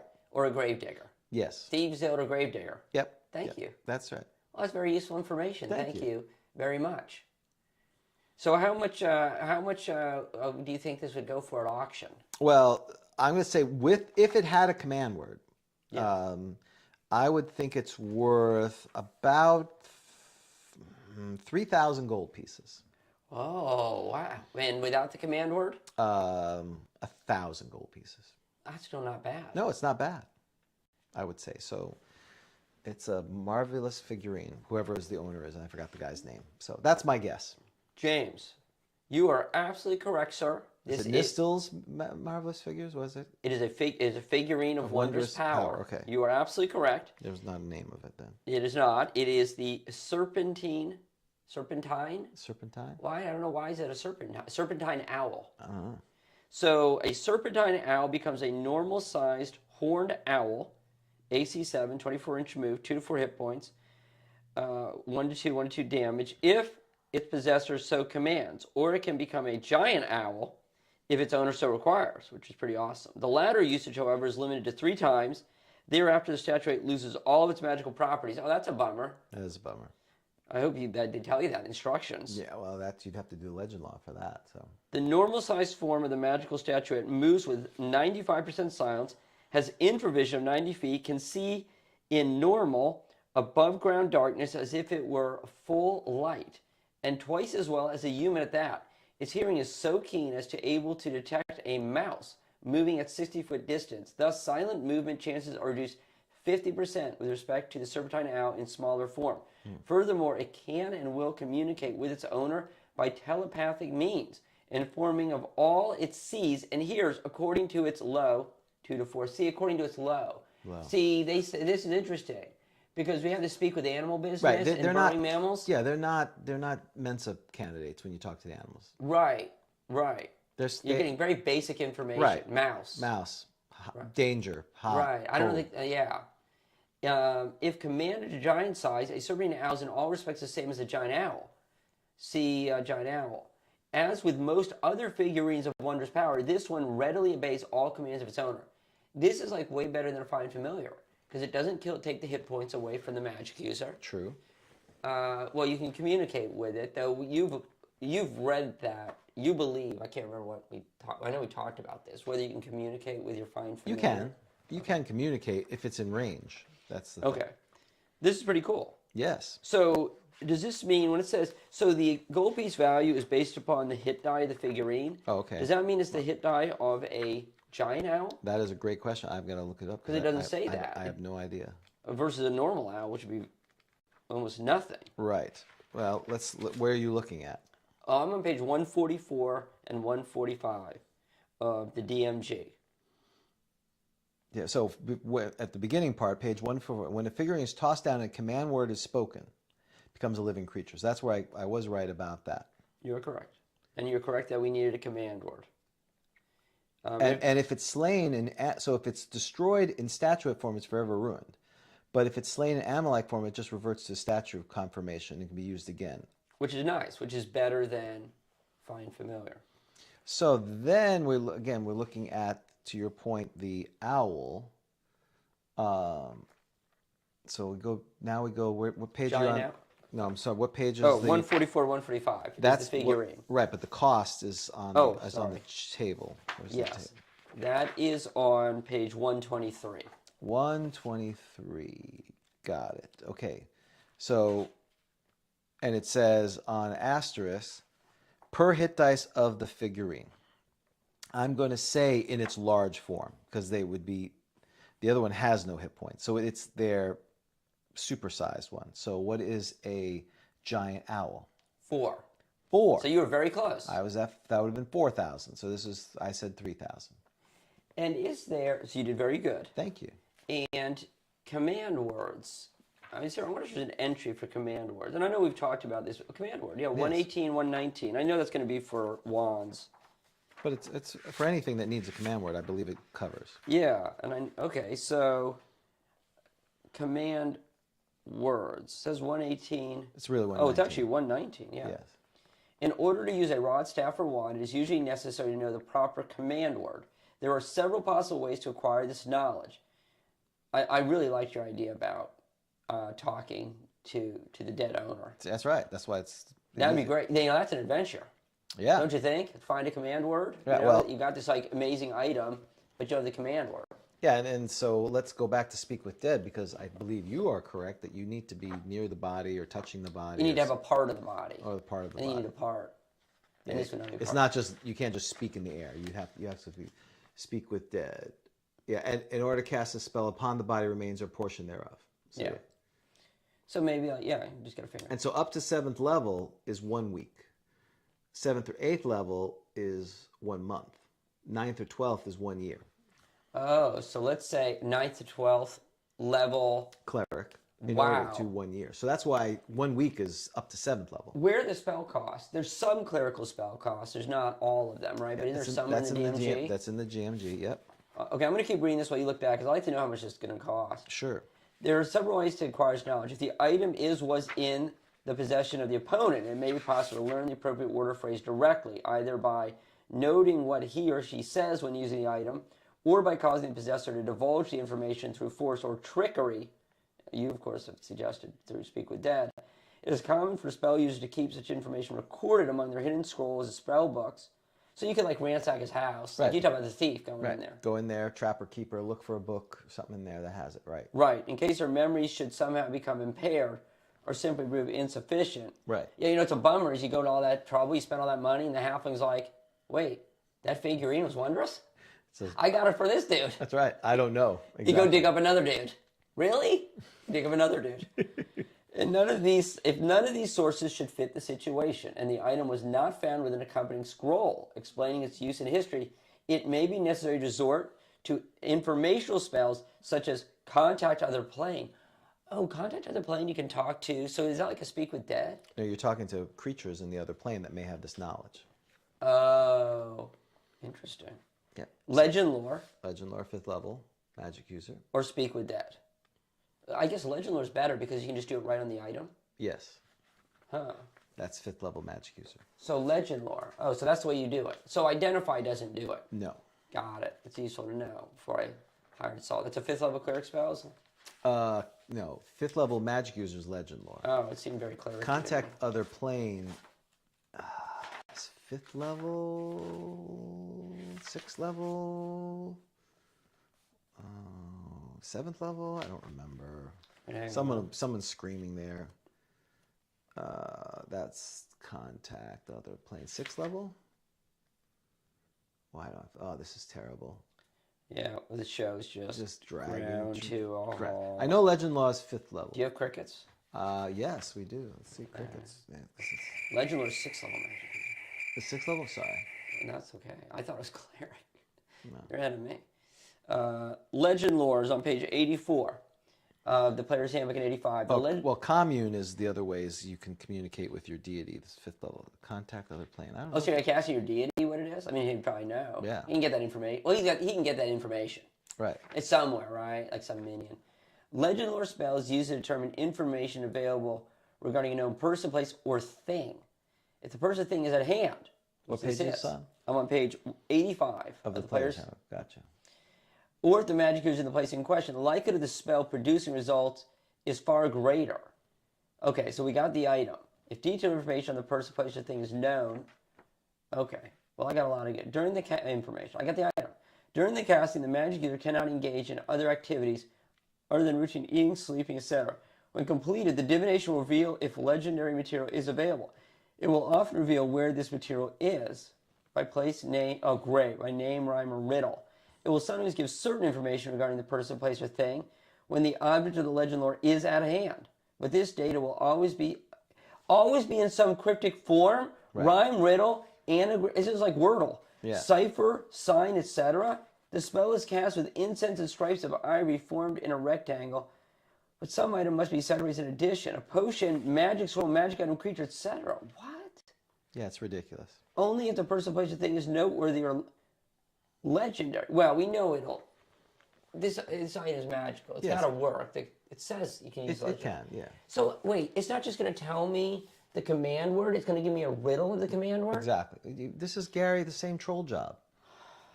There's never easy. So, okay, wait a second. I got the tournament adventure for next year. It's all coming together, James. Okay. They're after the item. Right. I don't know what you just played there. Oh, God, no. They're after the item. Mm-hmm. But the item, they need the command word. And so they do a legend. They give the legend lore. It's a riddle and a clue. It's a riddle. Yeah. And then they got to sit there and they're trying to do the riddle, like Wordle. Is that new edition? Is that a new edition D&D? We should run it by Lou. You probably should send it to Lou. In the trash can. That's dung. That's smoldering dung. That's what's our new word? Excrement. It's not. Well, I was trying to say exponential. Excremental. That's excremental. Excremental. This adventure's excremental. Excremental. Excremental. Excremental plane of evil. All right. Yeah, that's right. The princes of excremental evil. All right, fine. I don't. Do you have prices? What are the prices on the spells? Yeah. So Speak with Dead is on page 104 because they didn't have magic user ones. They only had cleric ones. Okay. Speak with Dead is 100 gold pieces per level of spellcaster. Now, of course, that's assuming you're going to a deity that's inclined to, you're aligned with, you're potentially a parishioner. If you're just going to Bob the cleric, it's probably going to cost more than that. Oh, right. So I better hope. Yeah, the odds it might. Wait, so what level cleric do I need? If you've been dead a year. That's really high. I mean, Fifth level for 1 week. In Pennywise, like the highest level cleric is probably like second level. Right. He's like a big deal. Well, then, yeah, it's not going to work. So I got to go to the big city. You have to go to the big city. You go have to to look for a Longwood. fifth level cleric. You have to find the cleric with the title with no name. The no title cleric. Right. Because, right. It was, right? Cleric with no name. Because the prefect, or Prelate? it's supposed to be prefect or perfect, but they put perfect and then they got rid of the title. It's blank. Oh, is that what it was? Yeah. See, it's blank. Oh. It's supposed to be prefect. I think they wrote perfect and they just And they're like, you blanked need out. to change that, and they removed it, and they forgot to put it back in. Right. There's no prefect. So you got to go to the cleric with no title. No cleric with no title. At minimum. pay a lot. And 500 gold pieces at least. And it has to be dead for less than a week. And the person that you're speaking to wants to speak to you. And you got to get the approval to exhume the body. Right. That's got to cost some cash. You got to find the body. This sounds like a great D&D adventure. Who wouldn't want to do this? Yeah. You go to you go to the estate sale, like who sold like the estate sale. Like you parlay with like the lawyer. That sounds like a lot of fun. First of all, and I'm surprised you're not even going this. You're assuming there's a will. You're assuming there's a trustee or an executor. This could be all in probate. You may have to go in front of a judge to get a motion saying you have standing. Yeah, no, and that's denied. Right. And then you got to break in. Right. Into like the court files. Yeah, you can't just. I mean, I assume there's an executor, that the court-appointed executor. If there's no. Right. If there, this halfling may have been a bachelor, died, has no. They're executing going through probate. They've court-appointed representative. You have to go to them. Right. Why are they going to do this for you? And then the judge may intervene and say, no, it's denied. This. Why are you exhuming them? What vested interest do you have? Because you bought it. He didn't buy it from the deceased. You bought it after from his estate, as is, I assume. Yeah. So nothing sounds like a great opening for an adventure than like pleading a case to a judge. Right, and they'd have to. The party would have to complete a motion. We need to see some sort of writ. You got to ask for the right writ. Citing case law. Right.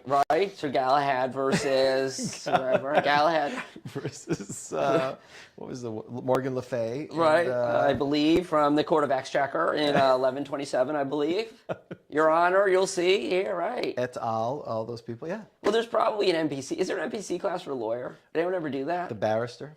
Right. I'm sure there's a barrister. So you got right. They hire a detective.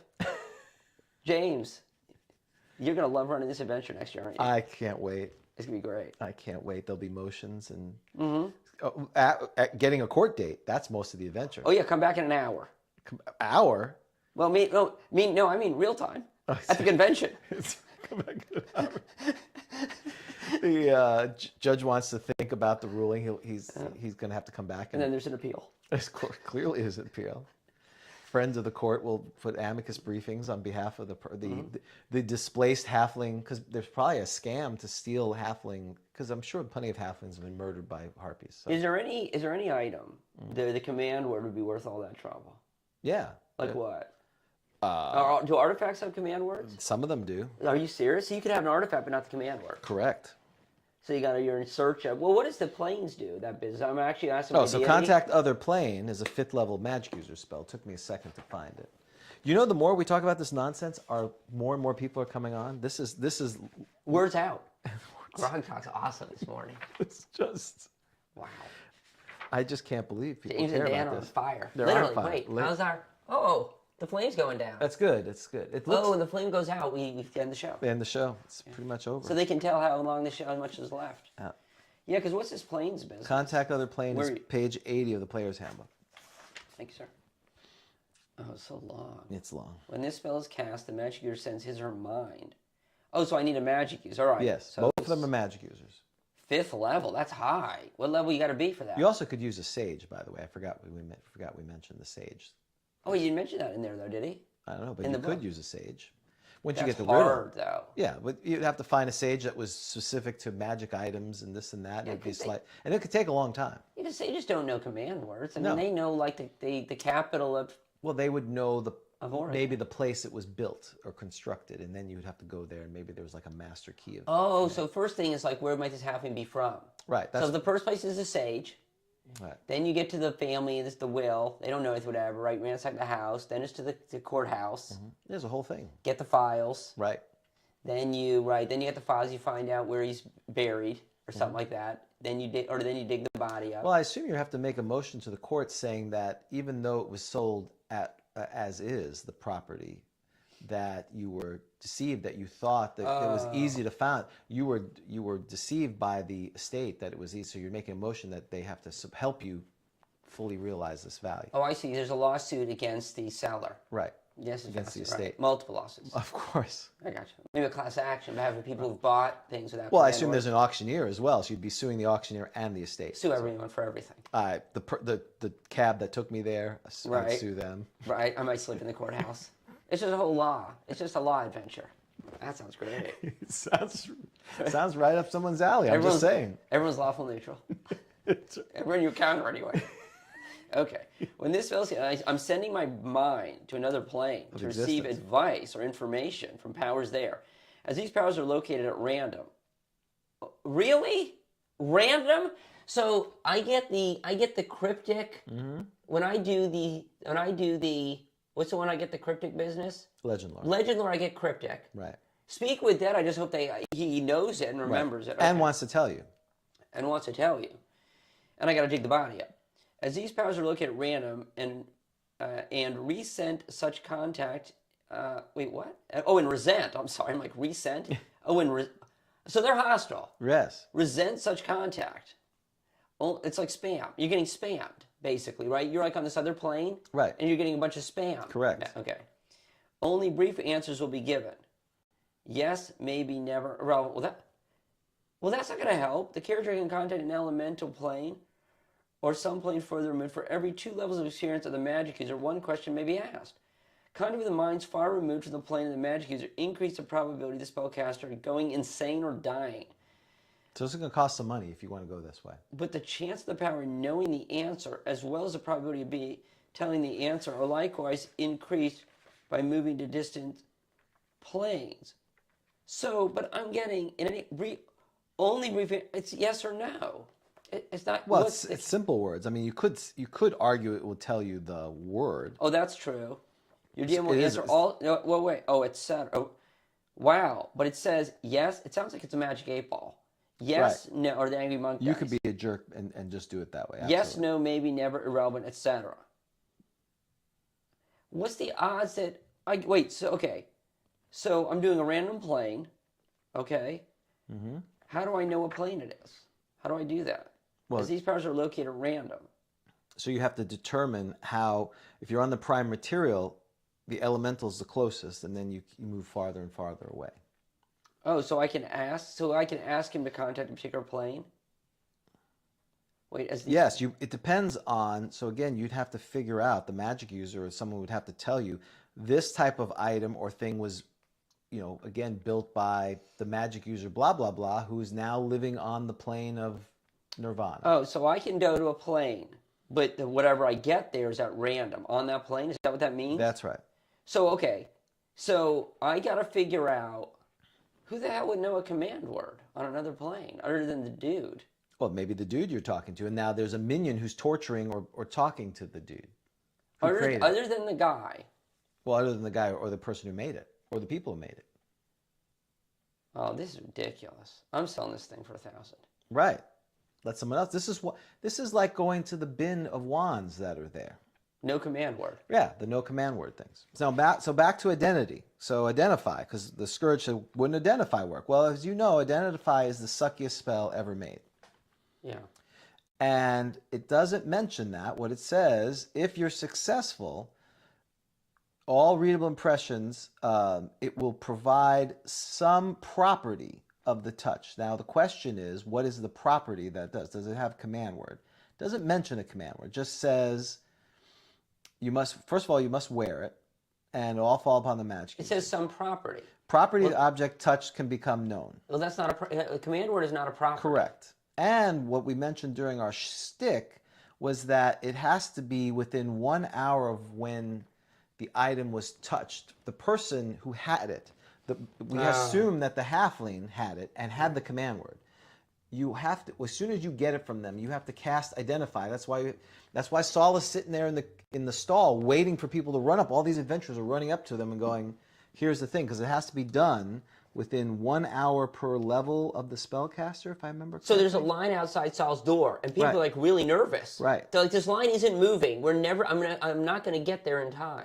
The item to be identified must be examined by the magicians within 1 hour of level per experience of the examiner after it has been discovered, or all readable impressions will have blended into those of the character who possessed it since. Well, but wait a second. So if the halfling didn't know it, it's not going to help with that. Wait, but can't I... Oh, but wait, what if I give it to the new guy, the magic user? Isn't he a new guy now? Can't he cast But identify? the halfling died. Yeah. It has all his stuff on it. Now you grab it. Yeah. You have to get it, by the time you have to grab it, you have to get it 1 hour per level to the magic user, or else anything that was on it now moves to you. Oh. All right. You can't just pass it around for every 10 minutes to keep it going. And it seems to me it doesn't matter anyway. It's not a property.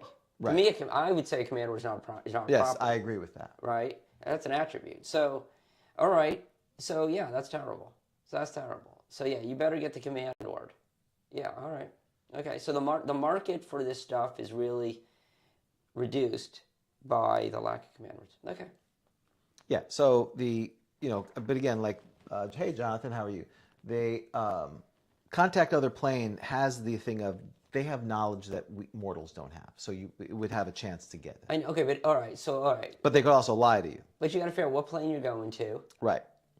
And there's so many things that really would not, again. This is where the DM has to figure this out. Yeah, unless I get a deity. Right. I mean. Well, they're saying these are extra, planar beings that are super powerful, or a deity potentially. Oh, it's not. That's what it meant. It's random. These powers are located at random, and they resent because they're super powerful. That's why. Okay, right. So I'm not getting what is it? You're not getting Bob the magic user or Joe the imp who doesn't know anything. Yeah, an imp, exactly. Right. You're getting some powerful creature who you're bothering with your stupid questions. Oh yeah. So you're really Oh God. And if you're not if it's not your deity, yeah, forget about it. Why is he helping you? That's why you have a 50% chance of going insane potentially. Yeah. So you really need to try to get your deity. Yes. And he's like, really? And again, if you want to be a jerk, you say your DM will answer all questions with a yes, no, maybe. May not give the command word. So that's it. Yeah. Okay. All right. Yeah, that's a hassle.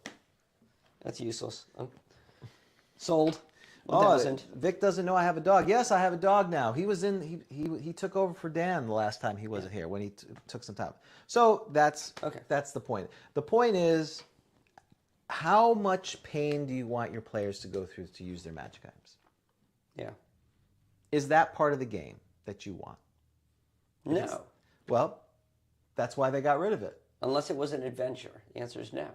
Look. Right. Well, it's not bad for something where they could have rummaged through the room and found it and failed to do so. I don't have a problem with that. Yeah. You get back to town, You meet next week for the adventure, and he's like, all right, I want to use that wand. Okay, what do? Well, I point it. That's it? Oh, wait, I say the command word. What's the command word? I don't know. I don't have a problem with that. If it was there, you didn't do it. Yeah. I don't like you find a wand and there's no command word and you can't find it and there's no guy to torture. Yeah. Figure out what it is. You don't have a heartbeat. There's no excrement to sift through to find the scroll with the command words on it. Right, exactly. But again, ultimately it comes down to, like a lot of this, how much time do you want to burn on this stuff? Because it can either be a fun adventure for some, or it's just you can't use it till a month because you have to do research, you have to spend money. It's a way to burn money and force the players to do a bunch of crap that they don't have to. So for instance, if you found the scroll that has the command word, but it's in 500 scrolls that the magic user has, well, you have to look through all 500 to find it. So, well, that's just a function of time. So you're basically telling the player, your guy's going to spend the next month looking through 500 scrolls. 99% of them are useless, but you find the one that has the command words on it. I kind of like you use legend lore at the end of the adventure, and it's a riddle or something like that. That's kind of fun. That would be fun. I wouldn't mind that. But, if it was a particularly powerful item, that'd be kind of fun. So. Yeah. Well, I think for powerful ones, you definitely want to make it more harder. But yes. Again, typically, that's why they suggest, I think Gary suggests, that the monsters or the NPCs, the people you fight, will always use the weapons they have. So then it goes back to the magic user has the wand of fear, and he says, spooky booky. They know the command word, but they better remember it. That's fun too. Right. So I can see that in adventure. Yeah, exactly. As long as it is readily accessible. Right. But if they forgot that you said spooky booky, that's on them. So sad, too bad. Well, then that's fine. Right. That's okay. I think players are okay. That's very 1E. Yeah. I told you and you forgot. Well, sucks to be you. Yeah. And you got hit with a fear wand, which is also fun. Right. All right. Okay. What is our... So what are we doing next after that long dissertation? Yes, I assume... We are doing Have You Ever? Have You Ever is the segment of the show where you get to play a character going through a mini adventure, making choices to see how you do and to see how well you play a particular character class. In this edition, you are a one-eyed, half-orc cleric assassin in a captured city.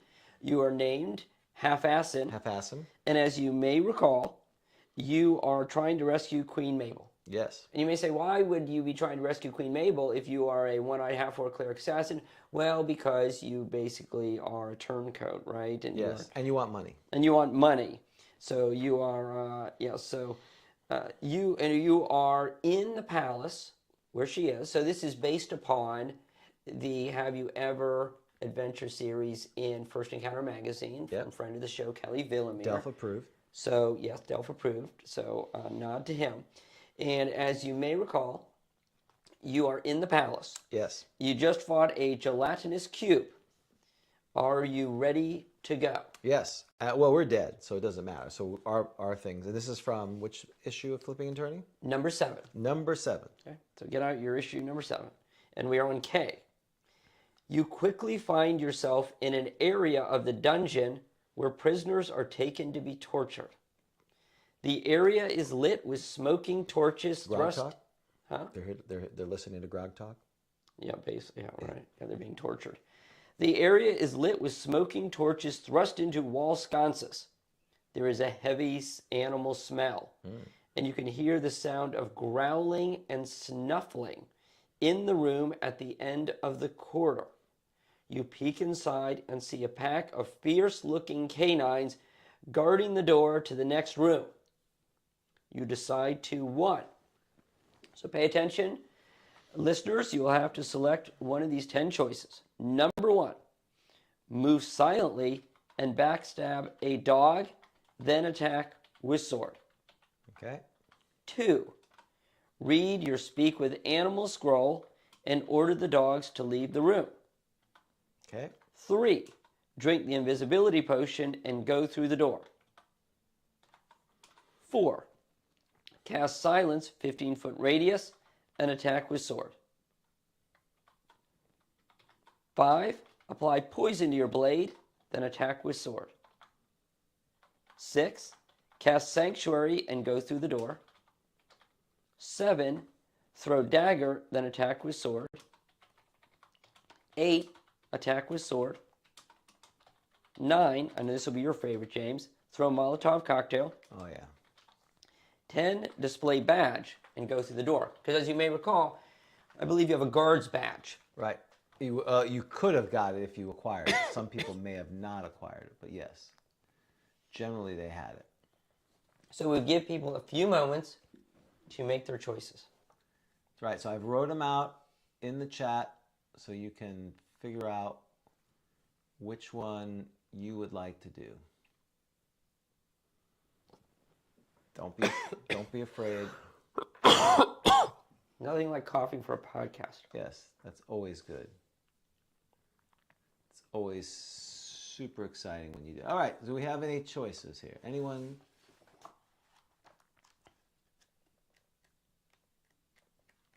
Anyone got a choice? Anyone? Bueller. We got 3. Cast Sanctuary 6. I don't know what happened to my chat. Chat's freaking gone again. I don't know. Why do I bother? 1 was backstab. 2, speak with animals. 3, invisibility. 4, silence. 5, poison. 6, sanctuary. 7, throw dagger, attack with sword. 8, sword. 9, Molotov cocktail. 10, display badge. I think we're ready. Oh, Okay. Just got here, Stan. Well, picking 1 through 10. Just pick a number. You'll be fine. You'll live. Which one are you picking, Dan? Oh, well, I'm doing sanctuary. Sanctuary seems to make the most sense to me. I'm gonna use the badge since I feel like that's what you should do in this case. Okay. So we've got a couple of 6s. We got a 3, which is drink Inviso. We got 10, which is use the badge as well. So why don't we go through them? Okay. What was number 1, James? Number 1 was move silent and backstab. And did anyone pick that? I don't see anyone picking it. Good. This does not work. The dogs attack you as a pack, doing 20 points of damage in the resulting melee. Holy crap. So it sounds like you might end up being eaten. What was number 2? Number 2 was speak with animals. Anyone pick 2 that you saw? No. This works. The dogs don't bother you. Well, that's very nice of them. Right. I guess you made a good reaction roll? Oh, yeah. Let's see what our charisma is. I'm sure it's good, right? It's probably like a 5. What do you think our charisma is? If it's less than 5, you have to be an assassin. Oh, and then I can't be a cleric. Can you not be multi-classed? I don't know. I don't know how that works. That's a good question. Oh, well, you can't be. Well, yeah, that's an interesting question. Yeah. Can you be multi-class? I know I have to only be an assassin. I assume his charisma's 6. It is 6. So we don't have to have the answer. But it's an interesting question. Okay, 3. It is an interesting question. What I would say is you have to meet the minimum criteria of any class. So you couldn't have a 5 and be multi-class. Wait, but I don't need a high charisma to be a cleric. I know, but it says anything less than 5, you must be... Here or lower, the character can only... Yeah, I think... Only is the word. Yeah, it's only. Yeah, that's a bummer. Just like you couldn't be a fighter thief if your intelligence was 4. You could be a fighter, but you can't be in... Yeah, okay, I agree. That's mine. Number 3. Number 3 was... invisibility. I'm sorry, yes. Drink invisibility. Anyone do that? Yes, we had Jason. Jason, congratulations. Well, partial congratulations. This partially works. The dogs smell you. It was that dung. You take 10 points of damage in the remaining melee. Okay, not too bad. No, not bad at all. 4 was silence. Anyone do 4? 4. Silence. I don't see a silence. It was the same as 3. Partially works. They smelled you. You took 10 points of damage. 4 was, so 3 was invisibility. So 4 was silence. 3 was invisibility. Oh yeah, I'm sorry, that was 4. 5 is apply poison. Anyone do 5? No, I don't see 5. This partially works. Take 5 points of damage. 6, Sanctuary. We had a lot of Sanctuary. 6s, right? Yes, 6 was popular. Same as K2. It worked. Hooray. Yeah, If I was multiple saves were made. That's good. If I wasn't dead, I'd be alive. Oh yeah, and to cast Sanctuary, you do have to roll for spell failure. We know that. No, yeah, spell. In Oh, the that's real right. game. Did we do that? No one. No, we did not do that. 1. He made it.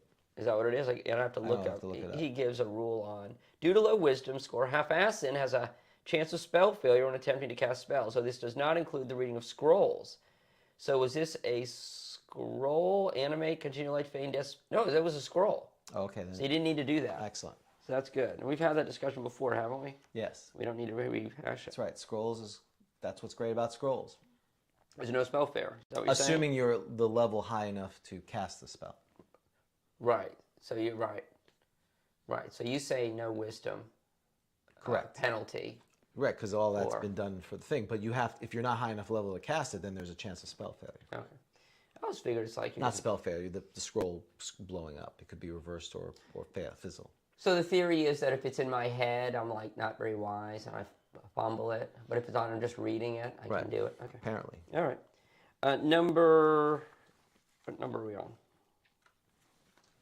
That was 7. Throw a dagger. Throw a dagger. Same as K5. Partially works, take 5 hit points of damage. 8. Attack with sword. Same as K3. Partially works, 10 points of damage. 9. Is throw Molotov cocktail. Did anyone do that? Yes. Awesome. This works. You kill the dogs without taking any damage. Ah, it's good. I did the badge. Okay. This is you. Yes. Same as K2. This works. How do they reckon? They're dogs. They see the power of the whatever. They're dogs. That's good. So overall, it did pretty well. There really wasn't a dead one. I was surprised that, now that we're... And James, next week we will conclude. That was the penultimate? That was the penultimate. That was exactly right. That was the penultimate. Excellent. All right, so we are on the final thing for today. We are going to talk about our experience. So Dan wrestled me, suckered me into... what happened there? Hold on. And running a Holmes Basic game, our annual Dwarven Forge game, which we run at Grogcon. And let's do a shout out, as we must, Yes, to Lane Feathergill, that's right. the master Dwarven Forger. That's right. Who made this happen? If you haven't seen the pictures on the Discord, pretty amazing stuff. Where we leveraged his generosity in coming to help us and spend hours planning and then setting it up for folks. And I know the people who played, all 10 of them, were very appreciative. It seems to be, it's always the premier event.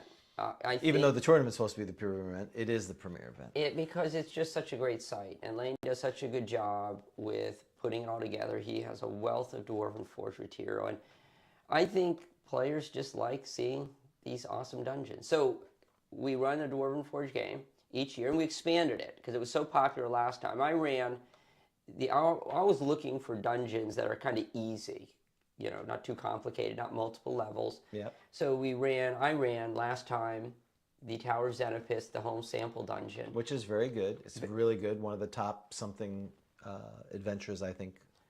Starting adventures, definitely. I think it's great. And it's an easy layout, so it came to mind. But I wanted, of course, run it in its original language.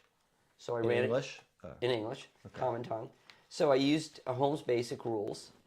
And so what's the background of Holmes Basic? Because I was not aware of Holmes Basic growing up. I only knew of Basic, meaning Moldvay, which I still have my original one. Right. I didn't know it was Moldvay. It was the purple box. And then Advanced D&D. I really didn't know it. I mean, I heard, it's like these things you read, and they mention these ancient texts like OD&D and this. I didn't really know what any of that was. Yeah, and I just remember it as seeing it in the Walden bookstore. Walden Books, and we didn't play it because it was basic. We knew it was basic, so we didn't want to play it. But the only one I saw was the Moldvay one. I never saw that in the books, whether it was the bookstore or whatever. For me, this was basic. This was the basic I knew. And I was tempted that was basic for us too. And I was very tempted to get that only because I was so enthralled with Errol Otis's artwork. Right, exactly. It was so amazing. It made me want to play the game, but I resisted. because I didn't want to play the game. I really just wanted to be in Errol Otis's artwork. Right. Who would want to play? Well, this said basic rules. If this would have just done this, Dungeons and Dragons, Yeah. I would have been more excited about it. But it said basic. I'm like, I don't want to play basic. Well, I think it's I want to play advanced. I think it's possible. You know, memory is a tricky thing. Yes. False memories. I think it's possible the first time I ever played, I played Holmes Basic. I just have this image of going over to my friend Nat Ackerman's house. And he played this game. He taught us the Dungeons and Dragons, and I remember I have this image of the red dragon, because it's red on the box. It's the blue box, but it's a red dragon, and it's blue here. It's a red dragon on the box. Of that box sitting, I can still see it in my mind's eye, which is probably a total false memory, but I just see it there. So we decided to keep Holmes Basic as the rule set for our Dwarven Forge game. Correct. And so James got roped into writing. It went from, hey, I'm going to do this Dwarven Forge thing again. Do you want to help me? Sure. Then it was, hey, we were splitting up the work for Grogcon.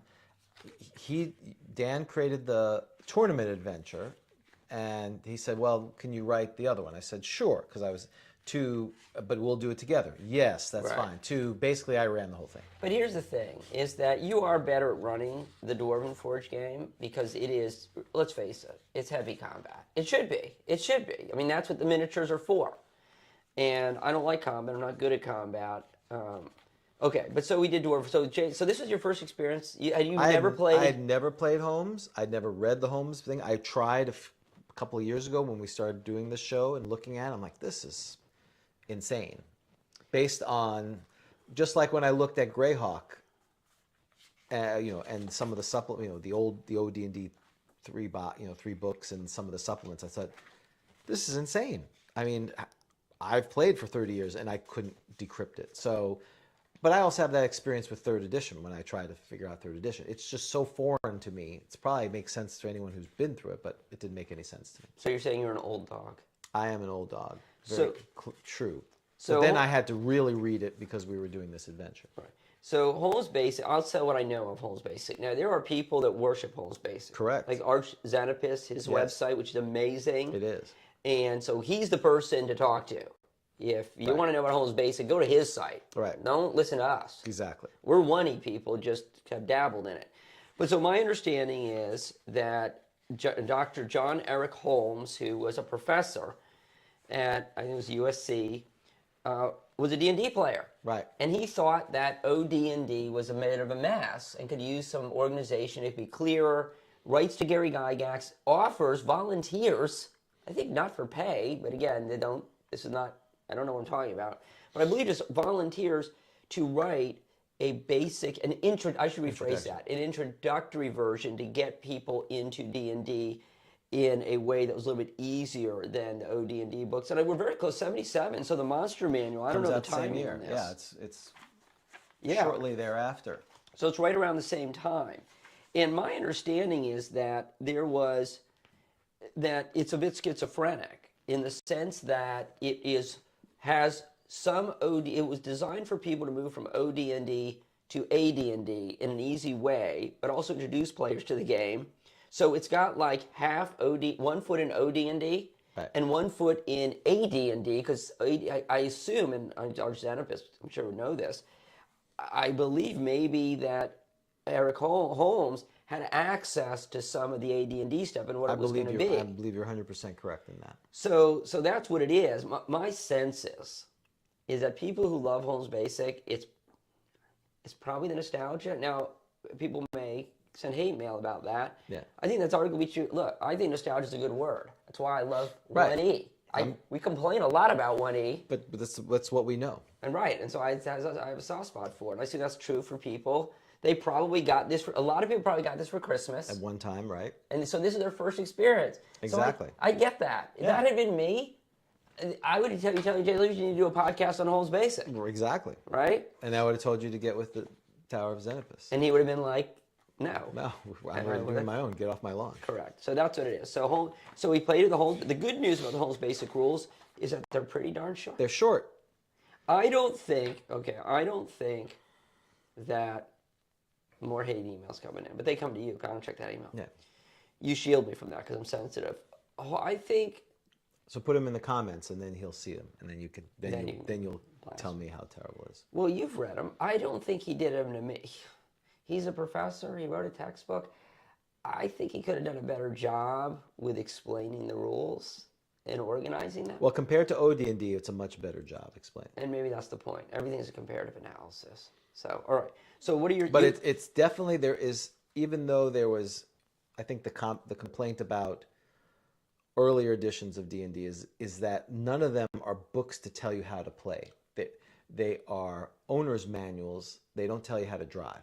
That's right. That's right. It was for people who knew what this was. That's right. And so this, you're right, and that is fair. This does do a good job of at least it comparatively. Yeah, you the first one, there is nothing about it. At least here he does have a section on DMing, how to DM and this and that. There's a little bit, but it's more of an owner's manual still, not a how to drive. Yeah, if you got for Christmas, you got the old book, the brown box set or whatever, the white book, whatever. You may never play because you're like, I have no idea what's going on. Yeah, unless you saw, and that's why I think D&D is very popular now, is because there's so many videos that people can see D&D. Whereas in the past, if you didn't learn from someone who was playing through word of mouth, you never really understood the game. And of course, those early styles of play influenced how we played. And then only later, when you went to a convention or somewhere, you said, wait a minute, that's how we play? That's the power of a convention. And you do, absolutely right. And that's the best way to learn D&D is have somebody else teach you. You play. Yeah, exactly. And then you're like, oh, okay, I get it totally. Because it could take forever to figure out how you're supposed to do this. Whereas if you just sat down and played for 10 minutes, you'd be like, okay, I get it. Right. And there is a description of play, which is nice. And there is also a sample dungeon, which we've mentioned. So there's an example of play on page 39. That's definitely the strengths. The sample and some of the advice that, based on the years of experience that he had at the time is good. The sample dungeon is fantastic. I absolutely love it. You know how I feel about it. It's one of my top 5. And it's, you wish I would write adventures like this. Right. Simple. Straightforward. Enter room. Right. I mean, the whole adventure. And this adventure will take you like 4 hours. Yes. This whole adventure, 4 hours. And the sample dungeon is 4 pages, 5 pages. It ain't many, yeah. So it's like, okay, really. So it's 40. What? Yeah, 4. Hang on. It starts on. This is the background. It starts on. It's like half a page, 1.5, 2.5, 3.5, 3.5 pages. Right. And it's a amazing. Which is why I keep telling you that's how much I need to run a tournament adventure. But there's no mystery to this, James. Where's the mystery? It's not based on film noir. Okay. Shall we talk about some of the different rules? I've highlighted things. So, my takeaway, we can start with the takeaway, is I would only actually come back and use this if you're doing it for nostalgia. I wouldn't actually pick up a copy of Holmes Basic and be like, yeah, we're going to run a Holmes Basic. Well, compared to Moldvay version of it, which again is a refinement of that, Moldvay is superior. I don't doubt it for a second. And if I were to run, the next time we do it, I'll be running Moldvay Basic. Okay. Only because... The next time you run it. That's right. Next time we run it. You run it. We run it. We run the next adventure. Because mine will be 3.5 pages. You could read that easily. So, what's the differences? Okay. So, so a lot of these things would be things I don't like. I've underlined things, okay? Well, first thing is, and this is a nod to OD&D, attributes are 3d6. Yes, straight 3d6. I don't have a problem with that. And instead of doing like method 1, which most people use for AD&D, and pick which one it goes into, we roll it straight down, but then what you can do is you can subtract 3 from like one ability and get 3 for 1 trade if it's not a... there's certain criteria for that. And at first I was like, well, that makes me angry. And I'm like, well, wait, I'm a method 1 guy where you can pick strength as the highest, so I don't know why I'm complaining about that. So I'm okay with that. Are you okay with that? Yes, I'm totally fine with that. Okay. And I'm fine with it because you don't have it. It then forces more, not these super duper characters. Because again, if you're truly rolling 3d6, most of your rolls are going to be 10. Correct. That's right. Your scores will definitely be lower. I don't like this. Clerics get no first level spells. That's the same thing in Moldvay. I don't like that at all. 0. I mean, okay. But I mean, I don't know what more there's to say about that other than I don't like that. Yeah. So. Well, that's that's how it was in Basic, which again is kind of a screw job. It's like, why don't they get a spell? Well, guess what? You have to wait. Yeah, because, so if you're going to run the sample bench as the first game ever and you're a cleric, do I get a spell? No. You get to fight. It's like a kid who doesn't like, everyone gets like, I don't get a cookie? Nope. No.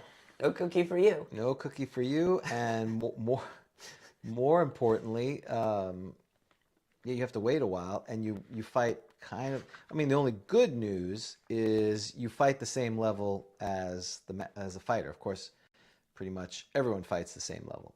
And I get any armor I want. Protocol Yes, cards. right. The no-edged weapons is there too. Right. Because that's an old one, right? I'm assuming that's OD&D. What? Right? No-edged weapons. Yes, I believe so. So, and back to differences. There is no strength bonus in Holmes Basic, which is definitely unique. So this is the other big thing is that you don't cry about your low attributes because who cares? There's a con bonus for hit points like there is in AD&D. Dexterity, you get missile adjustments. That's fine, but they're very broad. Like 13 or more is +1. It's not a lot of gradations. And the only other thing, so there's no strength, no wisdom. I mean, intelligence is like what, extra language? Yeah, Yawn, who cares? You do get extra experience to your prime requisite. But you really better be doing a lot of attribute checks. Because if you're not, it's like, who cares about your stats? Right. They don't do a whole lot for you. They don't do. So, I don't like, so the halflings get... the flames went out. Time. I can smell it. I thought it was burning. We gotta head out soon. Okay, well, I'll hurry up. I was just kidding. No, I like that idea. Halflings are extremely accurate missiles. They get +1. Now, this is interesting. They're missile weapons. Halflings do. This question has come up sometimes. In the monster manual, halflings, I think, get adjustment to missile weapons. Mm-hmm. And then players want to know, well, do I?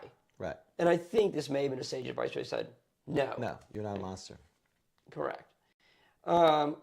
Hit points are low. Yes. Fighters 1 to 8, clerics 1 to 6, magic users thieves 1 to 4, and elves, since they are, and this is the deal. This is very OD&D. You are if you're a human, you can be a fighter, a thief, right, or a magic user, right, or cleric, anything. Right. But if you're an elf, you're just an elf. Right. An elf racist class, which I do like. And they're a hybrid between magic users. They're fighter magic. And fighter magic, and right. And dwarves are sort of fighters. Right. They can become thieves later. And halflings are fighters. With a little thief. I think later. Yeah. That's my. It's kind of vague, but it suggests that. But they're basically in the Holmes Basic. I believe they're just fighters with some additional perks like infravision and this and that. Yeah, because it says there are special rules for halflings, dwarves, and elves who wish to be thieves. These are in AD&D. Yeah. So it sounds like he's telling you, if you're playing this, you're not a thief. Right. You better be human thief. They're just fighters with cooler stuff. Right. Okay. And I love how he says things like at 7th level, a cleric can raise dead if you can find one. Yeah, because this is only for levels 1 through 3. So this is designed for you to go 1 to 3, and then when you get 4th level, you're now ready to move on to AD&D. I believe, however, so this is like, what is this like? This is like a gateway drug. Yeah. I believe that this was a huge seller. My understanding is this was like selling like hotcakes. Oh, really? Okay. In the late 70s. Yeah, I believe Holmes Basic did really well.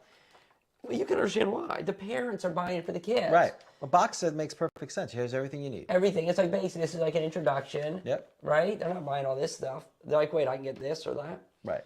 Okay. I like this. The AD&D character classes. What's things that didn't happen? Did you see here there's a reference to witches? We've talked about that before. Mm-hmm. So there apparently was a witches magic user subclass, which was in the works for AD&D. It didn't happen. And monks were identified in AD&D as a subclass of clerics. Which makes sort of sense, yeah. Right, and we know there was that confusion about saving throws and hit table, which one.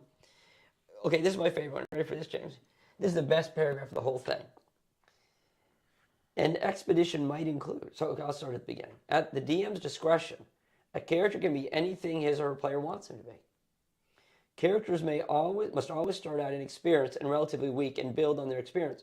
Thus, an expedition might include, in addition to the 4 basic classes and races, a centaur, right, a lawful werebear, and a Japanese samurai fighting man. There you go. Welcome to 70s gonzo thing. Exactly. I love that. Alignment was 5. It was just chaotic good, lawful good, chaotic evil, lawful evil, and it was neutral. Now remember, we talked about this because I was very chagrined. I was writing these articles, this column in Flipping and Turning, about was neutral, paren evil? Right. Like what is that? Is that evil tendencies? Parenthetical evil. Well, a lot of people think that was a holdover from OD&D, that at the time the Monster Manual was written, there wasn't neutral evil and neutral good. And that's why it said it. It's actually meant to be neutral evil. So, Yeah. Makes sense. I know this is fascinating. You probably want to get more to combat. So,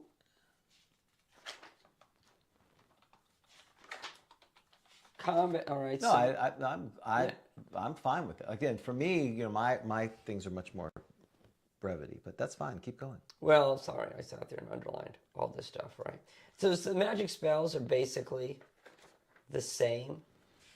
Saving throws, then you got all the spells. So then the other big differences come. But I do like the spells are brief, and they're not, you know, which is always good. Brief and to the point. There's not a whole lot to them, which is nice. I like that. Yeah, I like that. Do you know that zombies can be poisoned by salt? I put that in there. Yeah, that's interesting. In the adventure, there is salt outside. Very nice. I put that in the adventure. Of course, you didn't read the adventure. I did. I was sitting on a bench as I Right. read outside. So you spent as much time on my adventure as I did on yours. Yeah, but I'm not as good as you doing that. Here, let's see. Blah blah blah. Because of course, where is it? Yes, of course I did. That was interesting. So of course I had it in there.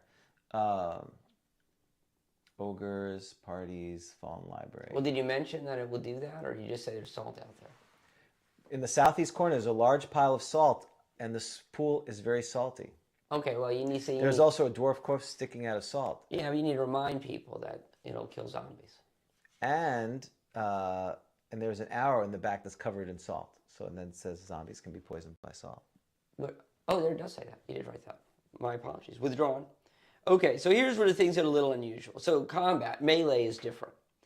We know that it is 1 to 6 damage for everything. Right. And he says, if you want variable damage, well, you got to wait for AD&D. Right.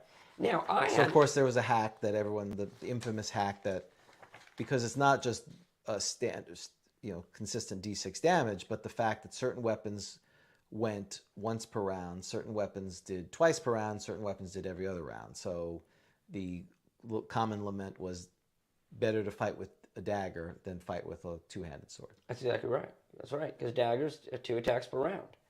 So yeah, that was a problem. Now I found, I don't know where I got this chart from, but it's a chart, I couldn't create it, but it has variable damage. I think it may have been in B1. Yes, exactly right. I was going to say B1, right? B1. I was going to say B2, but is it B1? Is it B2 as well? Well, B1 was the original one that was in Holmes, but I think later they put B2 in it. And it was in B2, right? I don't have B1. I do have B2. Let's take a look at B2. I know. I just saw a key. It's the pink one. Oh. Hot pink. Not the Trapper Keeper, though. Oh, you got a lot of... Was those What's that hot pink one? That's Trapper Keeper. I don't know. It's the 80s. Everything was hot pink. So yeah, I thought B2 had variable. So that would be probably... What are your thoughts on variable? Well, I think it makes more sense. Well, of course. But it's simpler if you don't have to deal with that, because and that's what we ran it. We ran it rules as written. Everyone D6. I have no problem. It is faster. I don't see it in here. I thought it was. I think maybe B1, I think it's B1. in there. It's just somewhere. I forgot. But if not, it's definitely in B1. Yeah, I thought it was in B2. I really did. And my version's pretty shot. That's the original, as you can tell. All right. It's seen better days. But okay, so B1 had it. Okay, so yeah, so you can have variable damage, but that's a difference. But that would be confusing if you looked in the book and then now you look in B1 and it had that other stuff in there. Right. So those are the big differences. Let me see if I underlined anything. Well, in combat, there's a lot of differences from, especially AD&D. Oh, well, yes, you got the initiative system is use dex. Well, he talks about, well, first there's a few things. So when you're adventuring, traps, you roll a d6, and if you roll a 1 or 2, the trap is sprung, and d6 or more damage. That's how you do it. It's not automatically. Which I think is kind of cool. Listening for doors, it's 1 in 6 for humans, 1 in 2 for others. So And elves are good though. Oh no, I'm sorry. I'm thinking of 5 sign secret doors. secret doors, elf is 1 or 2 just passing by, 1 to 4 if searching. And then DM is interesting. The DM can lower chances deeper in the dungeon. So that's again a kind of cool idea that you could expand with, that the secret doors as you go down in the dungeon should get harder for people. And I do like that. That's something that I picked up in Holmes Basic, and maybe it's not surprising since it's called Dungeons and Dragons, is that it is all, again, not surprisingly, very dungeon centric. Yeah. I mean, the only discussion about adventuring is in dungeons. Right. And about going down in dungeons. So, I mean, this really seemed to be the era. This idea was, yeah, you're going to be going into a dungeon and you'll be going down. That was the game. And the lower the dungeon, the more challenging it should be, and the more treasure. You have to rest every 6 turns, which is in other editions. Wandering monster, every 3 turns, you roll if you roll a 6, and then you determine distance 2d6 times 10. Which again, that's very straightforward. I like that. Now, encounters, based on what I understood as I read through it, is you determine surprise 1 and 2. Characters surprise can drop items on a 6 on a d6, and monsters can attack. That was interesting. That was interesting. Yeah. You determine distance, check reaction to see if they're not immediately hostile. Then the party can either parlay, flee, or attack. So again, really, initiative is not called until you have the ability to strike at each other. Is my reading of it. That you move, you cast spells, and then if you have the ability to attack, and it's only at that moment you determine who strikes first with initiative. Right, and if you're within, so the higher dexterity, unless you're within a certain amount. 2 of each other. And then you roll a d6. And so it's not party initiative. Correct. It's individual. I think people probably like that. My guess is most people would like that initiative system better than the AD&D. Yeah, only because you're not rolling it the whole time. Basically, everyone can do whatever they want in whatever order, sorta. And then once they get into combat, that's when initiative starts being rolled. I have a soft spot for party initiative. I like party initiative. Yeah, it's so much easier. Because someone's rolling it and you're all watching, Right. and you're excited if the each side wins it, I do. as opposed to all right, because I've had people at conventions they'll do, even with AD&D, they'll do individual initiative, and you're like, everyone's got a system. Yep. I'm rolling something and adding or whatever, and you're like, okay, who's got a this, and you're raising your hand, and I don't know. It's a lot. I'd rather just who won, go around the room. Okay. Right, exactly. I'm a big fan of group initiative. It makes things easier. Except in AD&D, they do have individual initiative. If it's individual combat, again, there's always a carryover. It's like the Windows of gaming systems. There's always a holdover to some weird thing instead of just moving it. So, when 2 opposing parties get within 10 feet of each other, the one with the higher dex goes first. If the dex is within 2 of each other, initiative is rolled. So that's interesting. Well, isn't it dexterity under AD&D? Because I think I always forget about this. Dexterity. There's a modifier. Reaction. But that's it's for both surprise and missile combat attacks. But people forget to do that on surprise, right? That you may not be surprised. If you have a high dex. Your party may be surprised, but you would not be.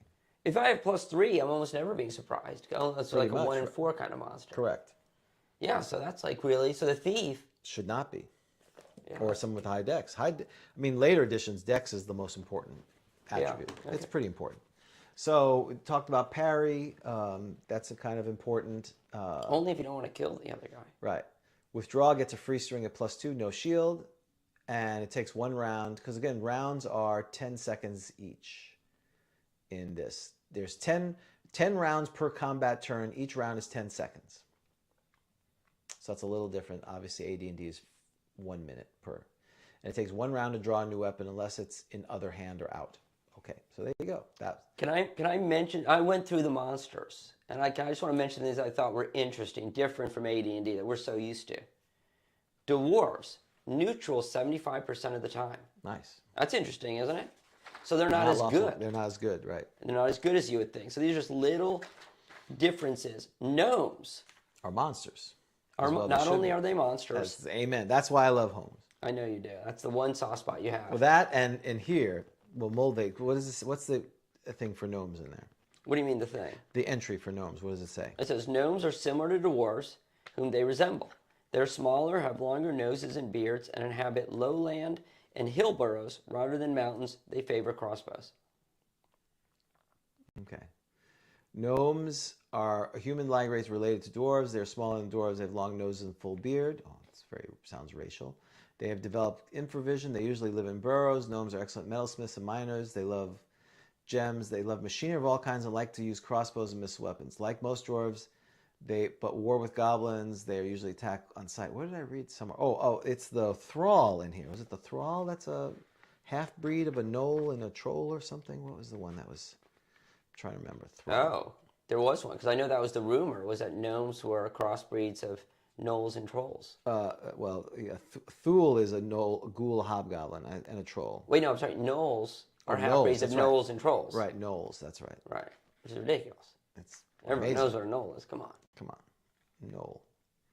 Do they have gnoll in here? They don't have gnoll. Okay, did you see? Okay, you see the entry? How nice and... Oh, yes, gnome is. That's right. Gnolls are rumored to be the result of a magical combination of a gnome and a troll by an evil magic user. That's why Moldvay is the best. Why would you come out looking like a hyena? I love it. Did you notice how how short and charming this is? Gnomes are similar to dwarves, whom they resemble. They're smaller, have longer noses and beards, and inhabit lowland hill burrows rather than mountains. They favor crossbows. Right. And they're derivative and not necessary in any campaign. Do you have the character sheets that I did for your whole, on the volunteer? Read one of the entries for background.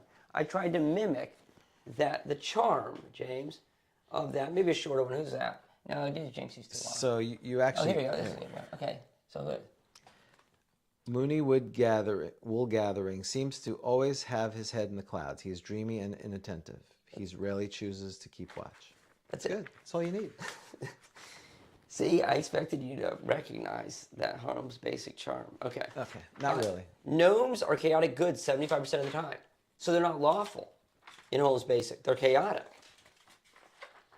Right. That should be fascinating to you. It is. Werebores. Ready for this? Alignment in Holmes Basic, neutral or chaotic good. Aren't werebores are horror? They're chaotic evil, aren't they? No, boars are chaotic neutral. Oh. They're not evil. Boars are they're not the evil. Oh, maybe I think rats and oh, they're wolves. just irascible. Yeah, they're just. Vic is a werebore. They're neutral. Yeah, they're neutral. Oh, so they're just really horrible. Werebores are of ugly temper and likely to That's attack. what they, but they're not evil. They're just neutral. But so this is interesting. Chaotic good. Yeah. Who? Right. Werebores. Oh, werebores are chaotic. Some of them. Oh, okay. I thought only the werebear is. Werebear is also chaotic good. Yeah. So is a werebore. Okay. Orcs alignment in Holmes Basic. What do you think? Chaotic evil. That's right. We're chaotic evil. So much for law and order and following what the boss tells you. And I think that may be the only thing of any interest. Well, what's interesting about some of these items, again, this is Holmes Basic. So in Moldvay Basic, someone pointed out in the comments, so I was going to mention this. You look at the monsters that are in here. There are some ridiculous monsters in here, but I think the most ridiculous is the dragon, which again, because it is Dungeons and Dragons, you have a dragon. But they have a doppelganger. They have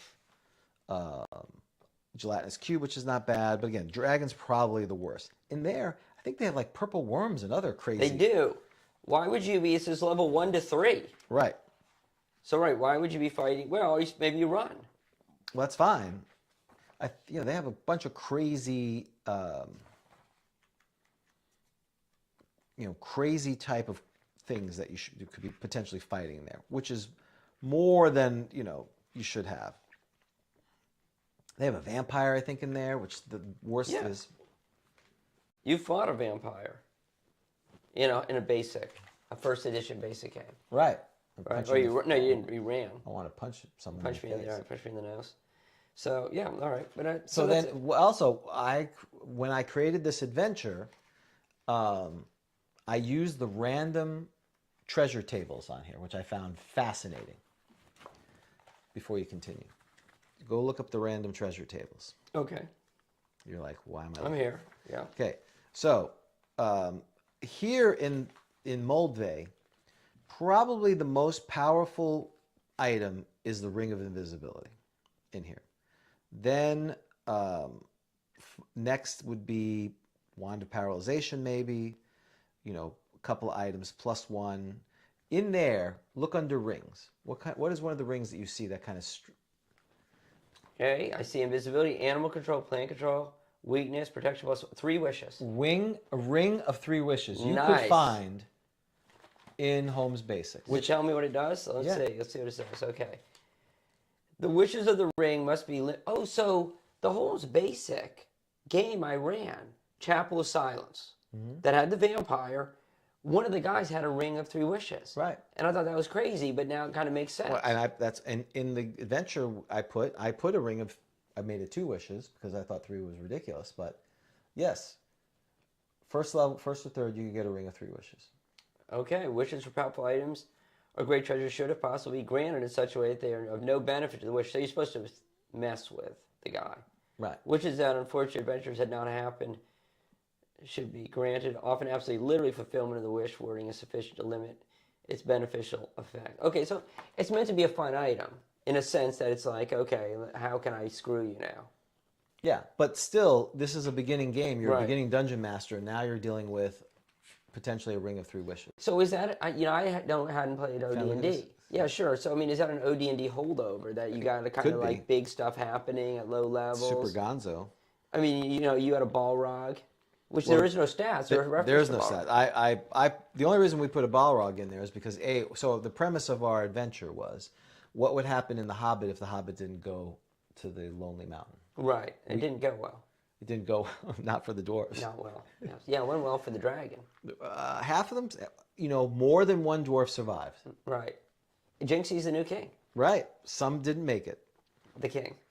The king King did under not the make mountain. it. He did not return. But they defeated the Balrog. I mean, that's cool. Yeah, that was cool. That was cool. So, But, all right. so they have things like +3 versus dragons. That's pretty good. That's a good, so they have very powerful magic items in here. They have cursed scrolls, any wand spell. So I thought that was very interesting, kind of the items you can get. Well, it probably did a great job. A crystal ball you can get. I think that my guess is Holmes Basic in the late 70s did a wonderful job of doing what it was intended to do.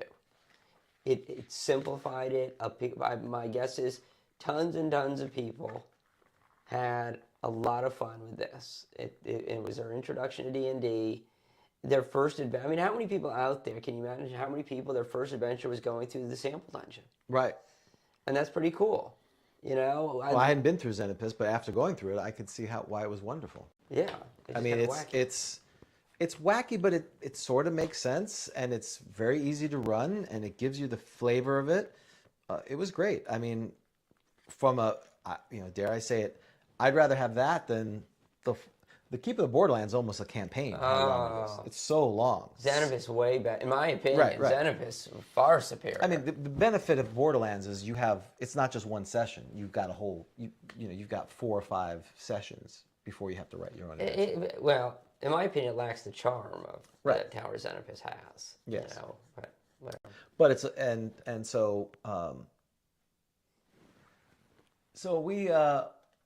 so what other things that were interesting? So when you design a dungeon, and what I do like, there's also good feedback on how to create a dungeon, which I thought was pretty cool. You lay out your map, and then each roll 1 or 2, there's a monster in there. So pretty much most of the rooms should be empty, which of course a lot of players hate when you just show up and there's nothing in there. Ochre, jellies, slimes, and putties should be distributed randomly without treasure. Nice. That's what he said. How funny is that? You get a slime. I've been slimed. 10 to 20% of adventures will likely prove relatively profitless for one reason or another. Yeah. Probably, that would be a great game. Instead of me creating the thing, I'm just going to roll first to see if it's profitable. Oh yeah, and then design it one that's not. Right. That'd be great for a convention. The Start, tournament adventure. Just start with the fact that this is completely profitless. You find a wand without a command word.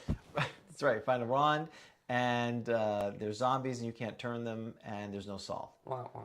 So yeah, I mean, it was a lot of fun. I did steal some things from Holmes Basic.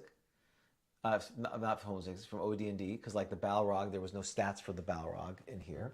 But I tried, like we put Nixies, because Nixies are in here. So it was overall pretty good. Again, compared to Moldvay, compared to other things, I wouldn't go to it as my default. But for next year, I'll probably use Moldvay.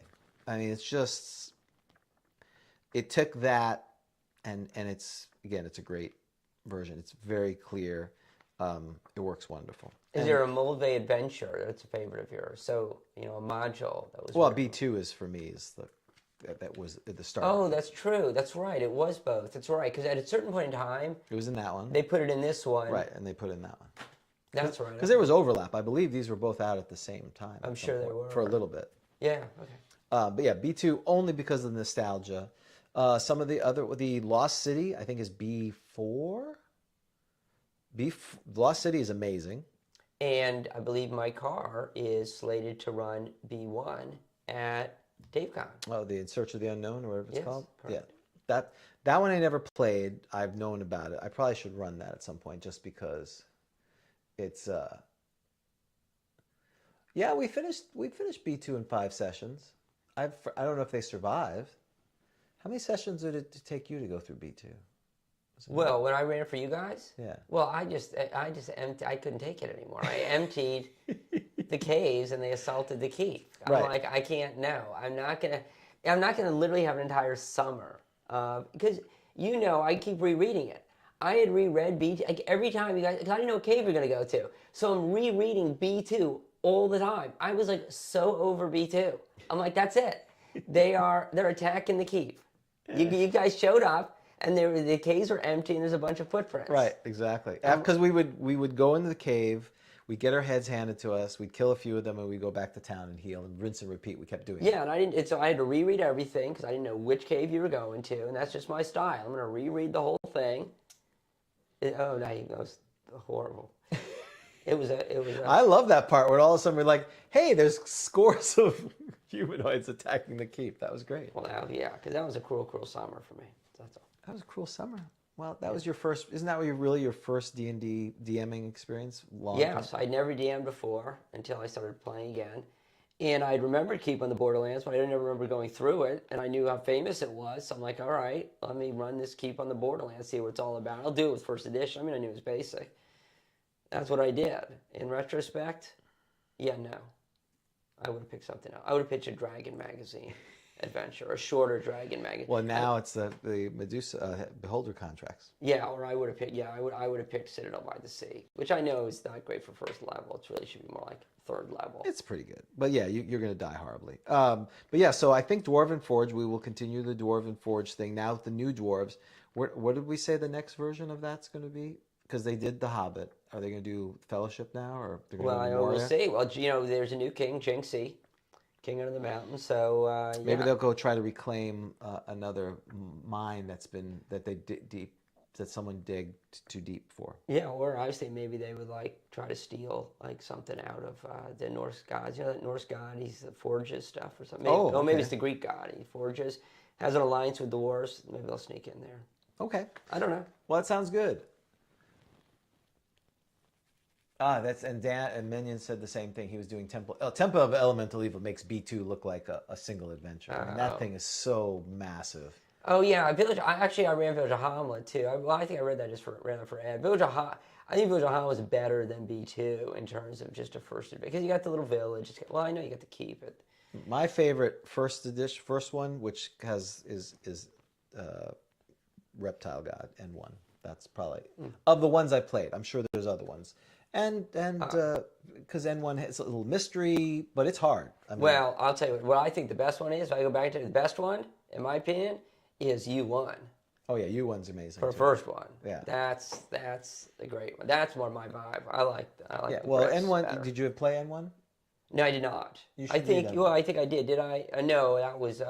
We went through one, but it wasn't N1. It was maybe it's the Hidden Shrine. No, that was with John. Yeah, You played a little bit of N1 when you came one time to play with my family. Oh, I remember that. But it was like a quick. You didn't play the whole thing. Yeah. You should try that one. But Tower of Nemesis still is. Hamlet's good, but all it takes. Anyway, I think that's a good wrap up. So our experience, we had a great time running it. We had 10 dwarves. There were no other there were no other races or classes. And we started with 12, but two people left within 2 minutes. As soon as seeing what there was about, they were like, peace out, we're out of here. Right. Like, wow, these guys are terrible. And we I think 5 survived. Right. Okay. And it was a lot of fun. And there are pictures on the Discord. So with that, I think we're time to wrap it up. Roll a D10 there. This is where we figure out how good of an episode it was on a rating of 1 to 10. It was a 2. 2. Yeah, that's about right. Oh, it's early. It's our first show. First of the show. 2022-23 GROGTALK season. The 22-23 season. And it's starting, usually you start the season opener. It's usually supposed to be great, but we'll take a 2. We're 0-1. All right, well, folks, it's great to be back in the studio. It looks like we didn't have any tech issues, so... Oh, there's Adrian. Oh, that's good to see you. Yes, I'm wearing his original 21 shirt, and you're wearing the 22 shirt. Yeah, you're going old school. I'm going old school. Yeah. Which, if you go to... I'll probably bring some of the old shirts to Tampa NerdCon. So, with that, it's so great to see everyone out there. I'm glad... We're back in the normal schedule. We'll see 2 weeks from now. We'll be doing our Halloween especial. So for Grog Talk, I'm James. And I'm Dan. And we'll see you next time on Grog Talk. Take care. Grog Talk was taped in front of a live studio audience. We don't got no dragonborn in Hamlet. A dwarven magic use you won't see. Clerics must have deities to worship, as written in the holy DMG. We like delving dungeons and loot. Every orc is evil through and through, and we don't stay our hands and spare their children like the 5e hippies in the game stores do. And I'm proud to be a first edition Grogcon, living by the dice and Gare's decrees. We fear only level drain and poison, and DM smiling wide behind the screen. We don't play heroes with long backstories. We fight for our lives to get XP, and there's nothing better than tell the glory of that one time we survived to level 3. And I'm proud to be a first edition Grogcon, living by the dice and Gare's decrees. We fear only level drain and poison, and DM smiling wide behind the screen, and DM smiling wide behind the screen. We love first edition ADM.